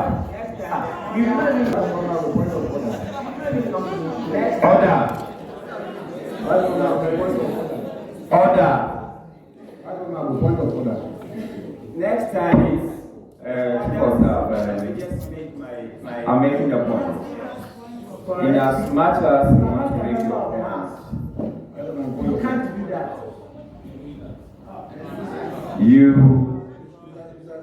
I thought. Yes, before you even make your submission, I thought we proceeded on a presumption. I wanted to make this statement earlier, but I wanted the debate to go on. We proceeded on a presumption that everything is regular. There was a presumption of regularity, that appointments are regular. Our MPs are being elected, everything. And so, in the beginning when there was a banter, I think you yourself were free. But I think that this issue that the Chief of Staff is saying, Mr. President has been speaking. even the speech he gave, we have comments, but because of time, we want to reserve that. So, the honorable chief of staff, if he's not giving any information, I would say that the house has because some of my members have sent me message that they are traveling out. And some are going to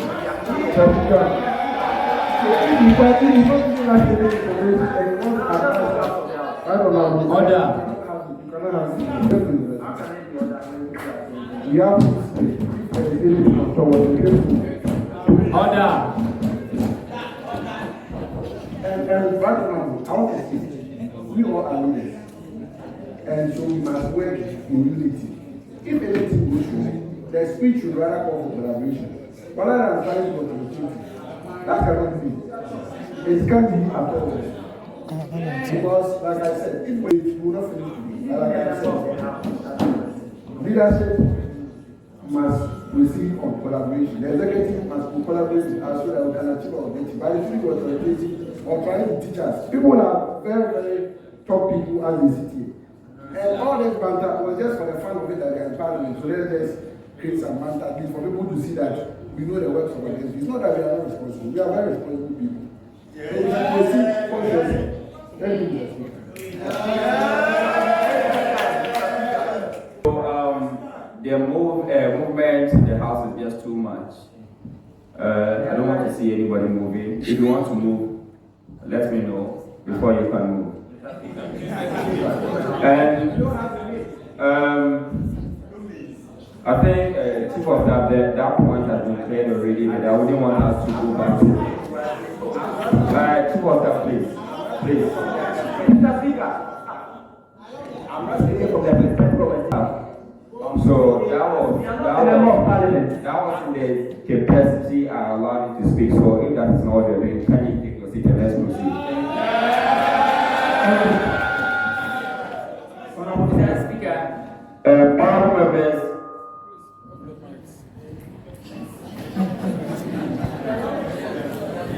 Mr. Speaker.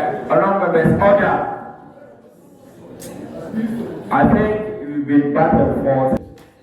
Any comment from any member just delays the time we are going to close. We don't have the luxury of time, and it is only wisdom that we try to manage some of these things so that we can all go back to our destination. So something that will kind of bring maybe division, you have to avoid it as much as we can. Majority Leader. Mr. Speaker, I thank you for the opportunity. Mr. Speaker, I want to plead that we permit the youth president and vice to take their leave, and we proceed to do a very short debate on the motion, and we adjourn. Thank you very much. So, Mr. President, on behalf of Mr. Speaker, I plead that you can't take your leave. Thank you.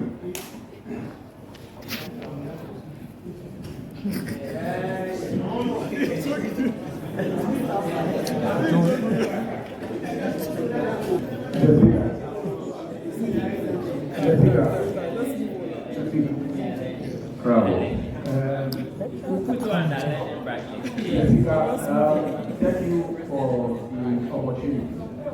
My name is Honorable LP for our Christian Clerk. I want to add up to what my minority leader said. I thought we should, if we can actually reintroduce ourselves, just from, I guess, the title of honorable, so that certain people will know that. I don't even know how to.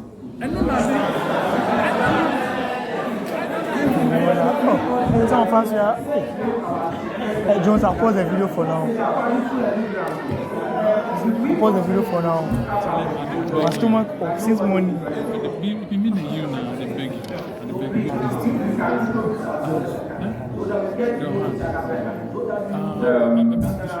Thank you. Life is going to go. There's no other. Thank you, honorable member. But I think for the purpose of time, we cannot do that today. Maybe on our next sitting you do that. I understand some of us are lawyers, some are medical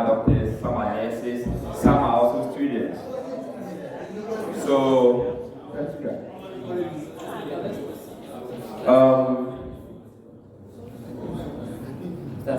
think I will not see anybody, even if you can.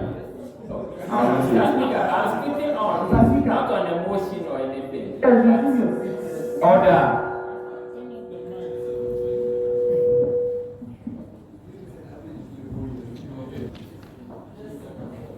Mr. Speaker, an example of somebody who left Tamale 6 p.m. and got here at 8 a.m. And so, I'll plead the Honorable House, even if we are to go for a debate on the topic, maximum 30 minutes should do. Because 15 minutes, because as I stand here, I can fall down and do this.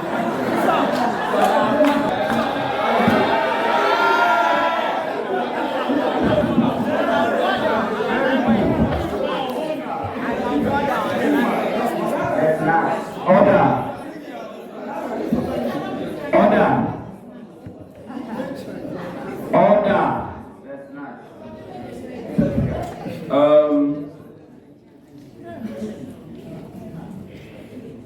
We will proceed to the commencement of debate. Item 10. Majority Leader. Mr. Speaker in the House, I thank you very much for the opportunity to speak. I'm Amegashie-Viglo, Youth and People Whole Central Majority Leader. Mr. Speaker, in introducing the motion, I would like to also state the time frame for the guidance of the House. Mr. Speaker, I would like to state that members to speak should speak for 2 minutes, of which we only take 3 submissions from each side, of which out of the 3, the last submission will be given by the leaders, and then we conclude the debate and adjourn. Mr. Speaker, I hereby rise to move that this House debate on the motion, the advent of social media is a curse on academic excellence. I thank you.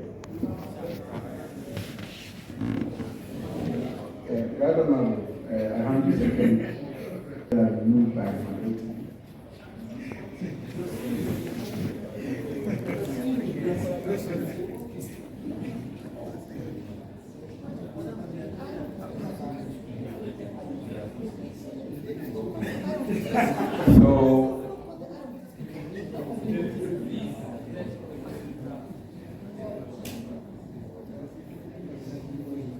Just as indicated by the leader, myself, I like debates, and I feel like maybe if we had time, we would have debated the whole day. Those who know me know I like debate. And then I think everybody would love to talk or speak, but they don't have enough time. Let's try to manage ourselves and manage the debates in a way that those who are traveling to Western North, maybe some part in the northern region and all those ones can leave. Myself, I'll be going to Adongo from here. If I'm taking as a lie, I'm telling you where I come from. That's where I come from, anyway. So, the debate, we are having 3 speakers, 3 minutes. 3 speakers, 3 minutes. Then leaders will conclude. 3 speakers, 3 minutes. Minority.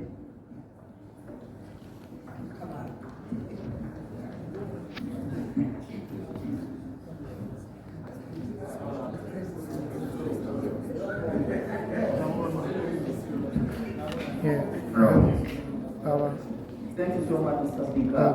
The first time Once again, Mr. Speaker, there's so much wisdom in your seat, and I'd like to plead your office to give me a chance to express my mind.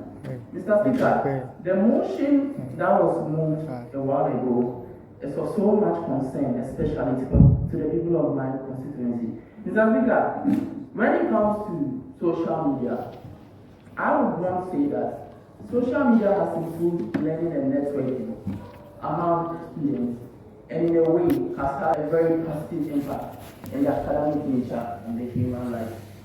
Mr. Speaker, we are in the 21st century, where studying transcends being just in the classroom.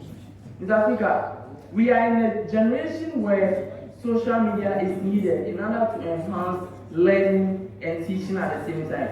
Through video conferencing, through studying when it comes to YouTube.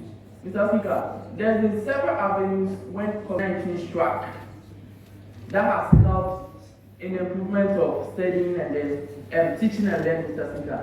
So I, for one, would like to say that social media is doing more good to students than some of my say back then. With this announcement.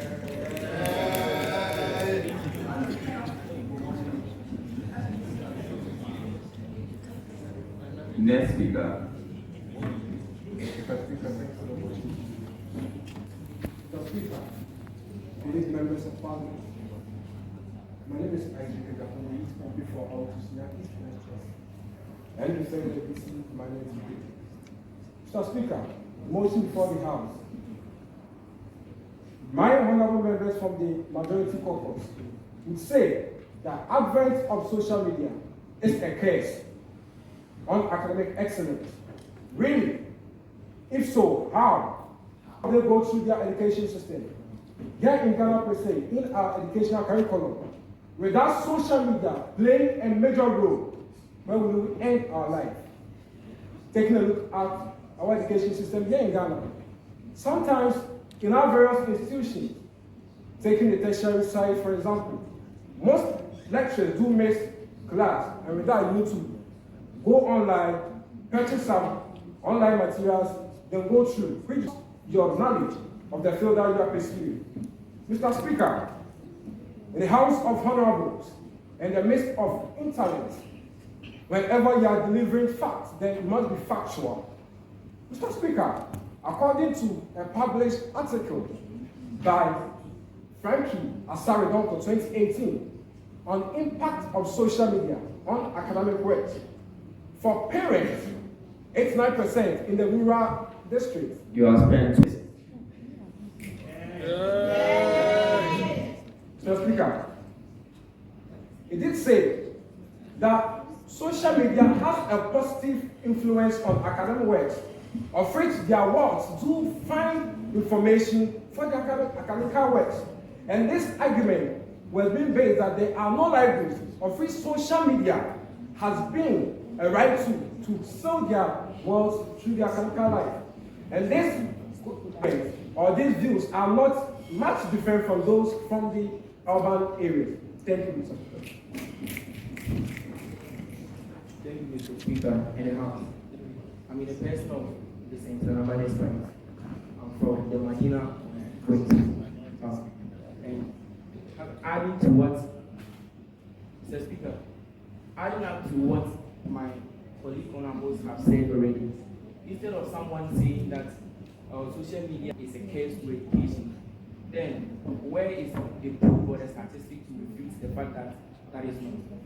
I'll go by saying recently we have recorded a lot of exposures and awareness created on social media like YouTube, Twitter, and Facebook, where students face harassment in schools are being exposed. Recently, we saw the #MeToo hashtag on Twitter, which exposed students who were harassed by lecturers, sex, and sleeping for marks. And at the end of the day, through this exposure, students had their right and their peace of mind to study on campus. Adding up to that, George Floyd, who just died, black students were facing a lot of abuse in schools because they are black. But through social media, when George Floyd's death was exposed, now the Black Lives Matter was exposed, and now students are able to learn confidently. Citing coming down here, UPS, that was last month ago.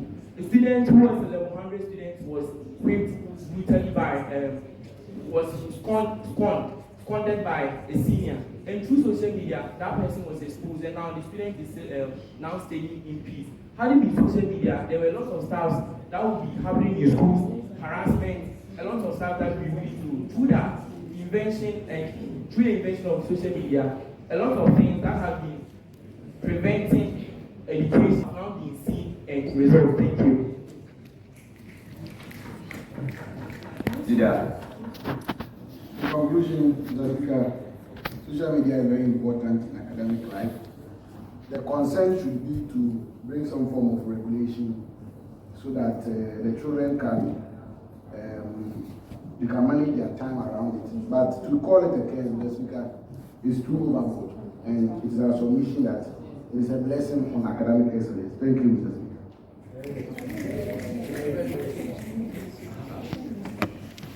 Majority.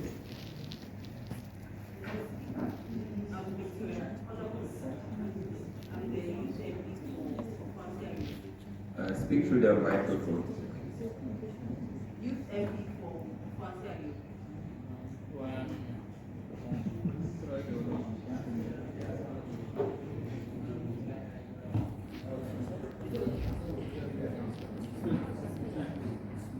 Youth MP for Kwanzaa. So I am speaking, we are speaking from the position that the advent of social media has led to academic excellence. I'd like to say that social media is very important, not as we share information, but most students usually get distracted when they tend to learn on social media, even if they want to search for items online, because their data is on their notifications from social media, their social media accounts like Instagram, Snapchat, Facebook, TikTok, WhatsApp, and that is a distraction to them. I know that for most of us here, whenever we wake up, the first thing is to check our phones. And when you take your phone, the first thing is to go to social media, WhatsApp, check for information. But this distracts us a lot. And we are not able to stick to the reasons using our technological devices for the purpose of You have 30 seconds more. I would also like to say that because students solely rely on social media, they tend to cheat a lot. So let me explain that. Cheating in the sense that because they are relying so much on it, they take information without checking the sources and making sure that it's actually valid enough for their educational purposes. Thank you.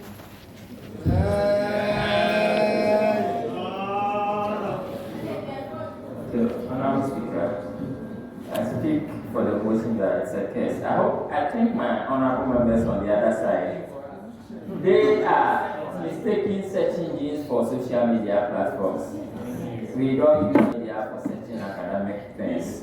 There are popular and go are search engines made for academic purposes. Social media was made for interactions, and so don't mistake that first point. The next point is we are all aware of young people wanting to harm themselves because of abuses they've received online. Abuses they've received online. And the data is so clear. In US, a place like TikTok is being banned. In China, there's a strict regulation on use of Facebook because they know the harm this is causing the young ones. And if you have a country with invasion like China, that's inventing almost everything. Thank you. I think the honorable member is leading the house. Mr. Speaker, the United States is not banning TikTok because the thing is a harm to students. They are banning because of security breaches between the United States and China.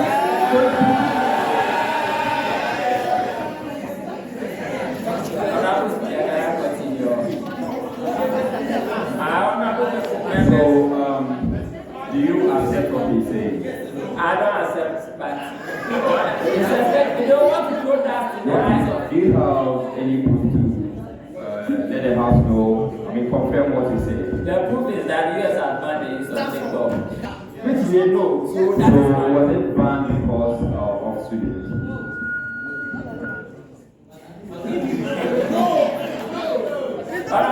Honorable Speaker, can I continue with my point?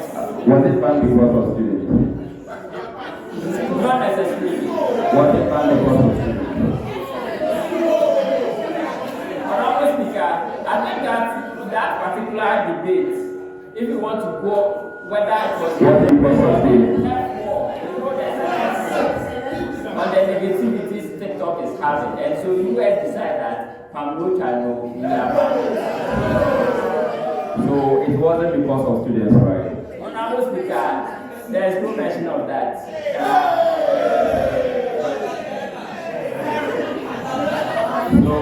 Honorable Speaker, can I conclude? Hold on. This is the House of Record, and you need to be factual with us. So, are you confirming that the ban was because of students? Honorable Speaker, I'm not confirming or denying my ban.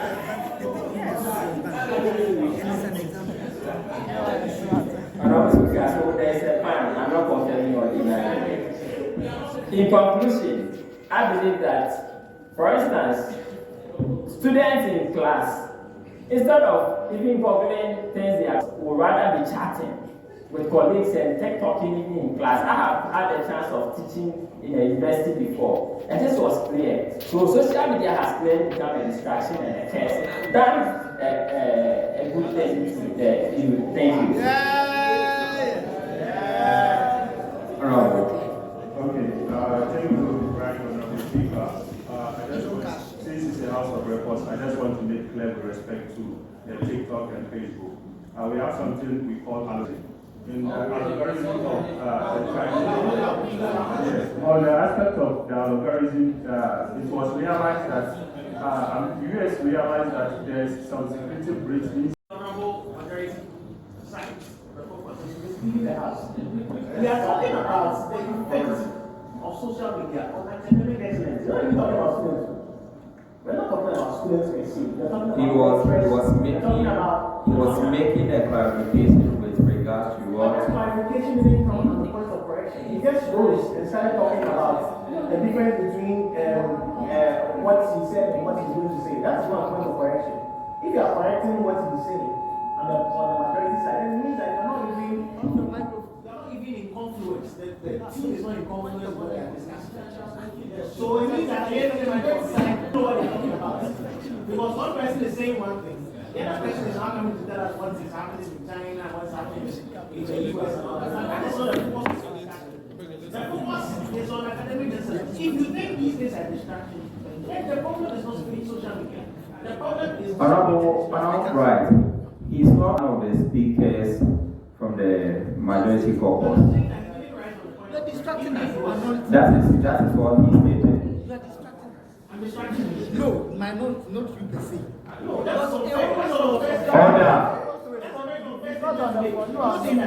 Honorable leader, you don't control the house for me. And that will be the last time you will do that. You can proceed.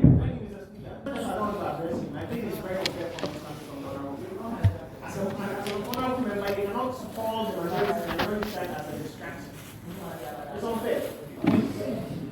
So, Mr. Speaker, my point really is, even if you wanted to clarify, he rose on the point of information. He didn't rise on the point of correction. So it is assumed on this side of the house that he actually wanted to comment.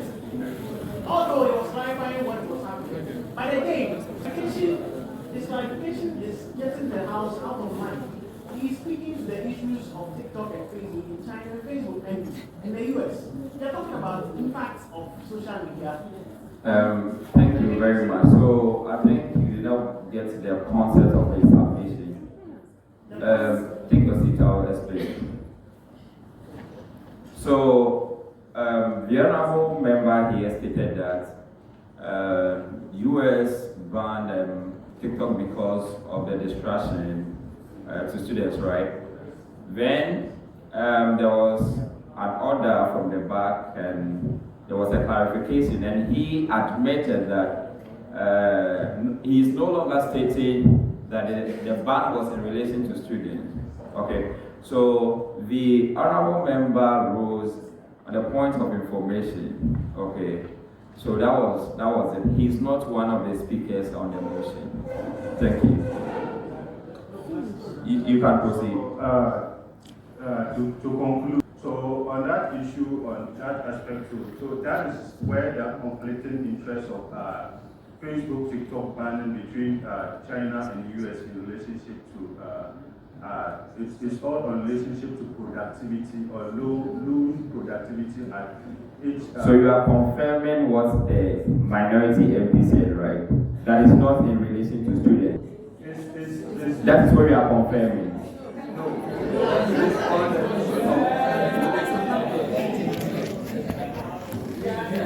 This other productivity in relation to students and the general population.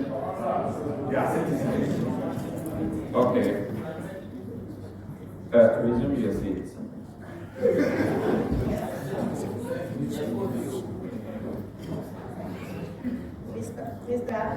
I'm the person of Munkai Mediatu, the youth member of Parliament for Sisala West constituency.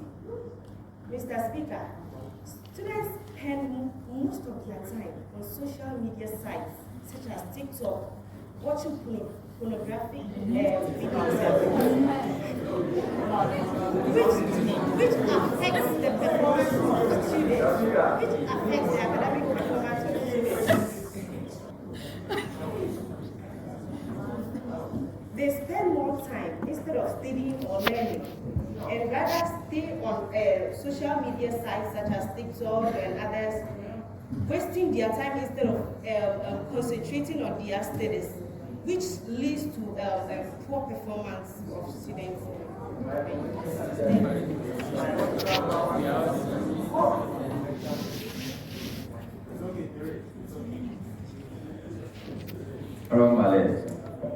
Thank you very much, Mr. Speaker. I think the motion before the House, the minority is not actually getting the concept here. When we say that social media, the point they were making, they concluded everything as internet. We mean social media. When we say social media is doing more harm than good to our students or the people in the academic world. A research by Hans et al. In 2018 demonstrated that social media has negative impact on the mental health of students. And a clear example of that in Ghana here is the China SHS students who thought that social media is all about coming out to say whatever you have. So they came out to resort the first gentleman of this land, which is His Excellency Nana. You can imagine the kind of mental torture these students went through during that period. Yes, these students were sacked that to the extent that the president himself has to come back and plead on their behalf. So within that period, you know what the students went through. So you can imagine what that has affected in their education. Another point is social media has led to plagiarism and academic dishonesty. Research by International Center for Academic Integrity in 2020 said that over 68% of the undergraduate students cheat in exams and in their assignment because of social media. So these things has led to a whole lot of distraction in academic dishonesty. Again, an example of this in Zambia, last year there was an issue of a lecturer and a female student which bedrooms actions got surface on social media, and this has led to the lecturer even resigning. And then Jones. So I'm still rising on the point of order that the honorable minority side is going against the public. It's social media's impact on academic excellence of students. We don't care about students.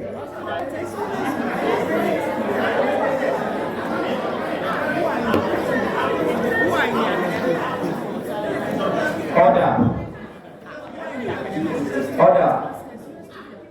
Honorable right. Hold on. Honorable member.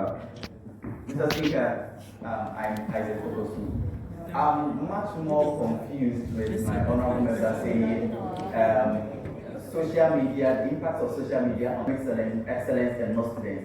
Then how do you measure academic excellence if you are excluding the students who are there to be educated and are there to be used as the market of academic excellence? I think, Mr. Speaker, the minority side is failing to understand the meaning of the social media in context that we are talking about right now. And it's like they are linking the whole conversation to internet as in general, not social media. I think we should also move on to identify what are the social media platforms that we're talking about. When we talk about social media, what are the platforms we are talking about? My honorable members made mention of TikTok. Order. My honorable members made mention of TikTok or made mention of some social media platforms and their impact, negative impact on academic and academic excellence as we're talking about. But the minority so you mean there's a relationship between academic excellence and learning? How can you measure academic excellence without learning? I mean, how can you say agriculture is improving without farmers? So you mean there's a relationship between academic excellence and students? Is that the point? That's it. Well, thank you. Honorable Bright, are you suggesting that there's no relationship between academic excellence and students? The relationship exists, but not in the context that we are discussing this one. In what context are you? The main topic is that the advent of social media is a curse on academic excellence. Academic excellence does not mean that it is students. We're not talking about students.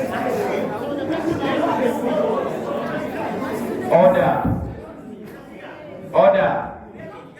So, Honorable Bright, resume your seat. For clarity.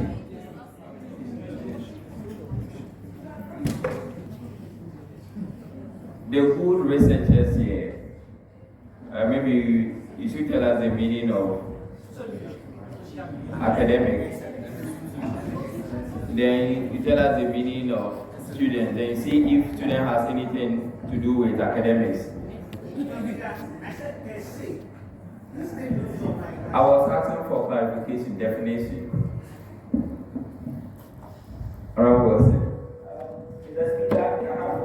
Because of the limited number that we didn't have. Now, I think with the social media, a definition that I picked from the Tijani 2020, this is how a person defines social media. A computer that allows people to share or exchange ideas, images, videos, or even more. Images, videos. You know that lecturers upload materials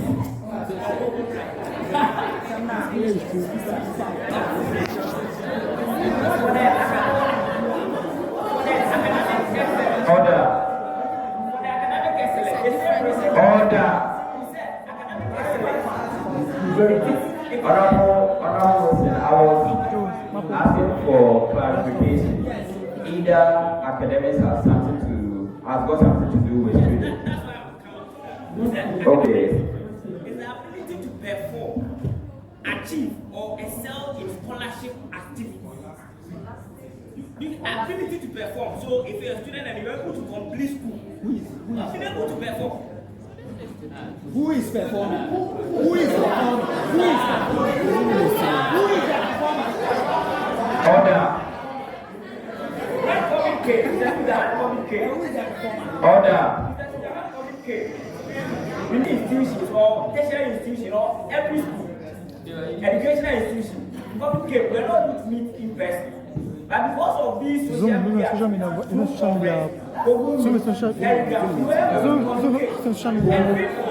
Okay, so maybe I would have to clarify what social media is.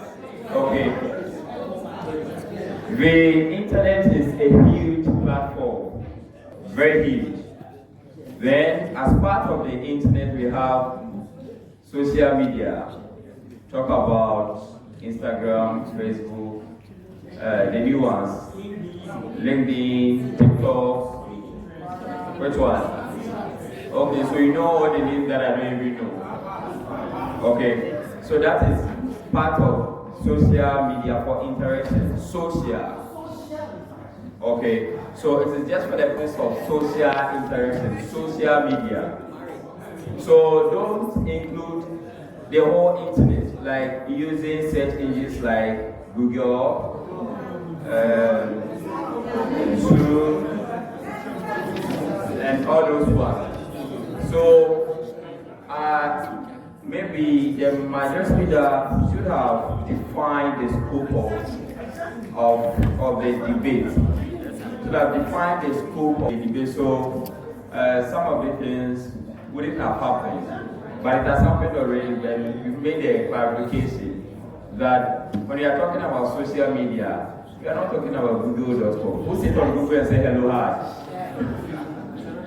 We don't do that there.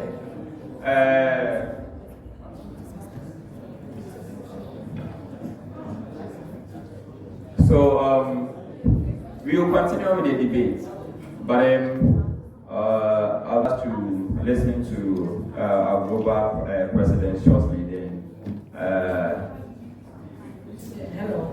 I thought that today you will have a brief orientation and then you call something, look for an excuse and adjourn. But it looks like you guys are having a good time.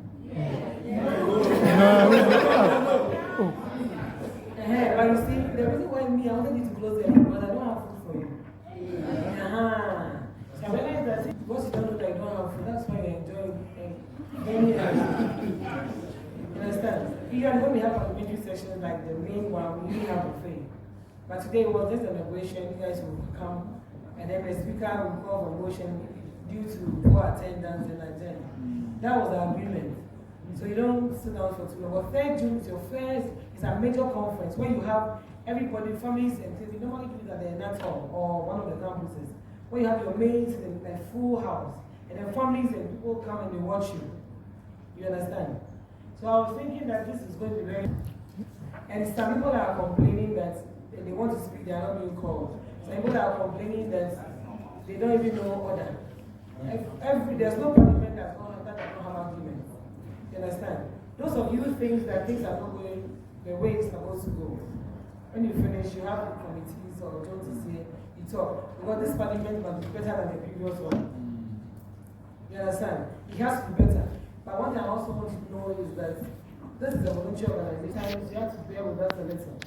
It's not everything that you complain and you create groups and begin to counter to fight other people. Every parliament all over the world. That's why there's debate. That's why there's always two sides. There's no parliament that has one side. So it'll be like this, but then the thing is that the general perspective, the general look, because we want you to be better than our original MPs so that you can put on the decision table and take better decisions. Not arguing for arguing's sake or blaming people.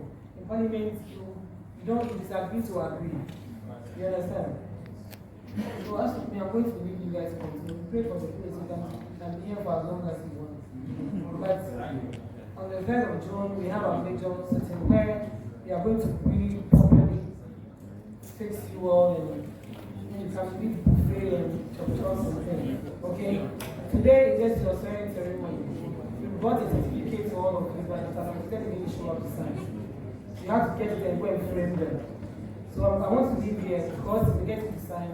Some of the regional chairs are still around. So they can chase you with them. Because the thing is that as an MD in your constituency, we have to brand you guys well. We are going to be introducing you to your real MPs. So the things that you need, some of them need to be endorsed and things, you need to send them. You have a serious emergency, you need to show up. If I stay here too long waiting for you, I'll miss it. It's also very far. So I'm asking permission to fall out. So that Jones is here, that's my special Permission. And how is it happening already? So how many of you came from the north? Or if I say north, upper, east, please be on your feet. The original chair, so this original chair, should I post to get the best award? People, if they are learning, what is it? When somebody wants to attack somebody, and that is another thing. And that suggests that the debate will continue in there. So, Majority Leader.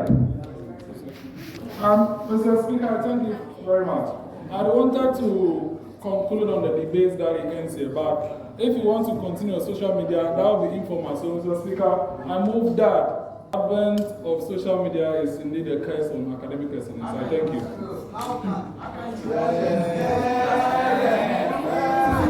as if the majority leader wanted to make a ruling. But I think I said that we are going to continue there. And that is when I will know who won the thing. Even on the platform, you have access to a lot of information. Here we have minutes, you know. There you can record as much as 10 minutes and you will listen. So I suggest that we adjourn, so maybe any of the leaders can give us a motion then. Honorable Bright. So, Mr. Speaker, in the House, I acknowledge the vote, and I want to kindly say one or two things concerning issues in the House. So should move motion. Especially with the behavior of members, the way they are pampering and all that, it's really unprofessional. Very, very unprofessional. We don't know me. We don't know a lot of the people who are seated here waiting for the whole process to be attended. But we are still here. If your business or your job is very important to you, but you don't know what somebody else is doing, this whole thing is for us to learn. It's for us to acknowledge views from others. If you don't accept my opinion, or you don't accept the other person, it doesn't mean that you should disrespect the person. You don't have to communicate your dissatisfaction with emotions because you are learning. That is why when certain comments come, I don't allow it because it won't happen in Parliament that somebody will write a book.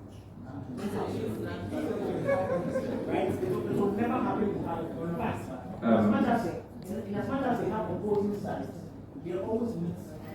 In the law, they have something called consensus argument. They always have to come to a meeting point. That's what the global chair was saying, the global president. That in as much as we are differing in opinions, we must always come to a compromise. We must always come to a conclusion together. So that if I stand up and like right proud of no, I shouldn't say. If the majority leader is talking, it doesn't mean that he is authoritative. No. He's talking because he is the majority leader and he has that power. Do you get it? And so please, I want us to all acknowledge the efforts that each and every person will bring on board in this setting, so that we can be happy with it. It won't be said that when I went away because of the comments that was happening. Yes, that is well noted. Especially the ladies, they are angry. Thank you, Honorable Bright. I think that is in order. Myself, I stated that the movement was too much. I think I'm quite a straight person, those who know me. Today has been one of the days have been very soft. If I do some of this, you don't like me. But we are not here to show that, you need to be straight and all those ones. So I allowed some of this thing because I felt that some are studies and we need to grow together. But I'm a very tough person, maybe I should tell you. Those who know me, they can tell you. Honorable Adongo is there. I think I know a couple of people here. If you know me in person, I'm a very tough person. I don't allow some of this things to go on. But just for the purposes of learning, we have to allow some of these things. And you said it the right way. Somebody is talking, somebody is doing this, Oprah praying, and those ones. You don't do them. So as you are learning, we grow with them. In as much as you don't agree with him, doesn't mean you should be throwing your hands there. It is debate. We argue with facts. We argue with, your points, not emotions. If you want to cry, then when you go home, you cry. That's how we do it. So thank you very much, Honorable Bright, Honorable Majority. Mr. Speaker, thank you very much. Mr. Speaker, before I move the motion for adjournment, may I announce that the 19 people are to see Madam for the global president has made for you. Mr. Speaker, I also want to thank all honorable members, the committed ones who are still here. Even me, I should have left a long while ago, but just for the love of the house, I'm still here. And I want to thank my colleague, the minority leader. Mr. Speaker, I rightfully move that this house do adjourn to a later date. I thank you. Any second. I don't know, Speaker. Today has been a day, and I think we've all learned some on this note. I second the motion. Thank you. Honorable members, the motion for adjournment moved and seconded. I want to put the motion before the House for consideration. Those in favor that we adjourn the sitting to a later date, say aye. Aye. Those against say no.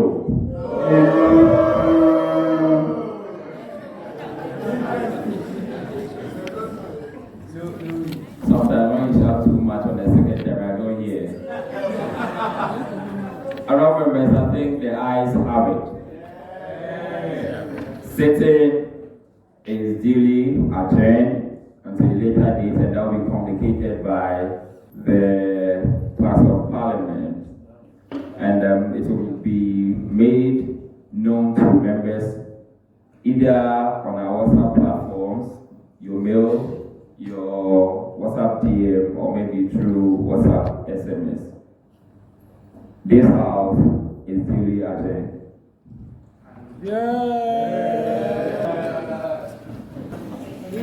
Igbo now make it close.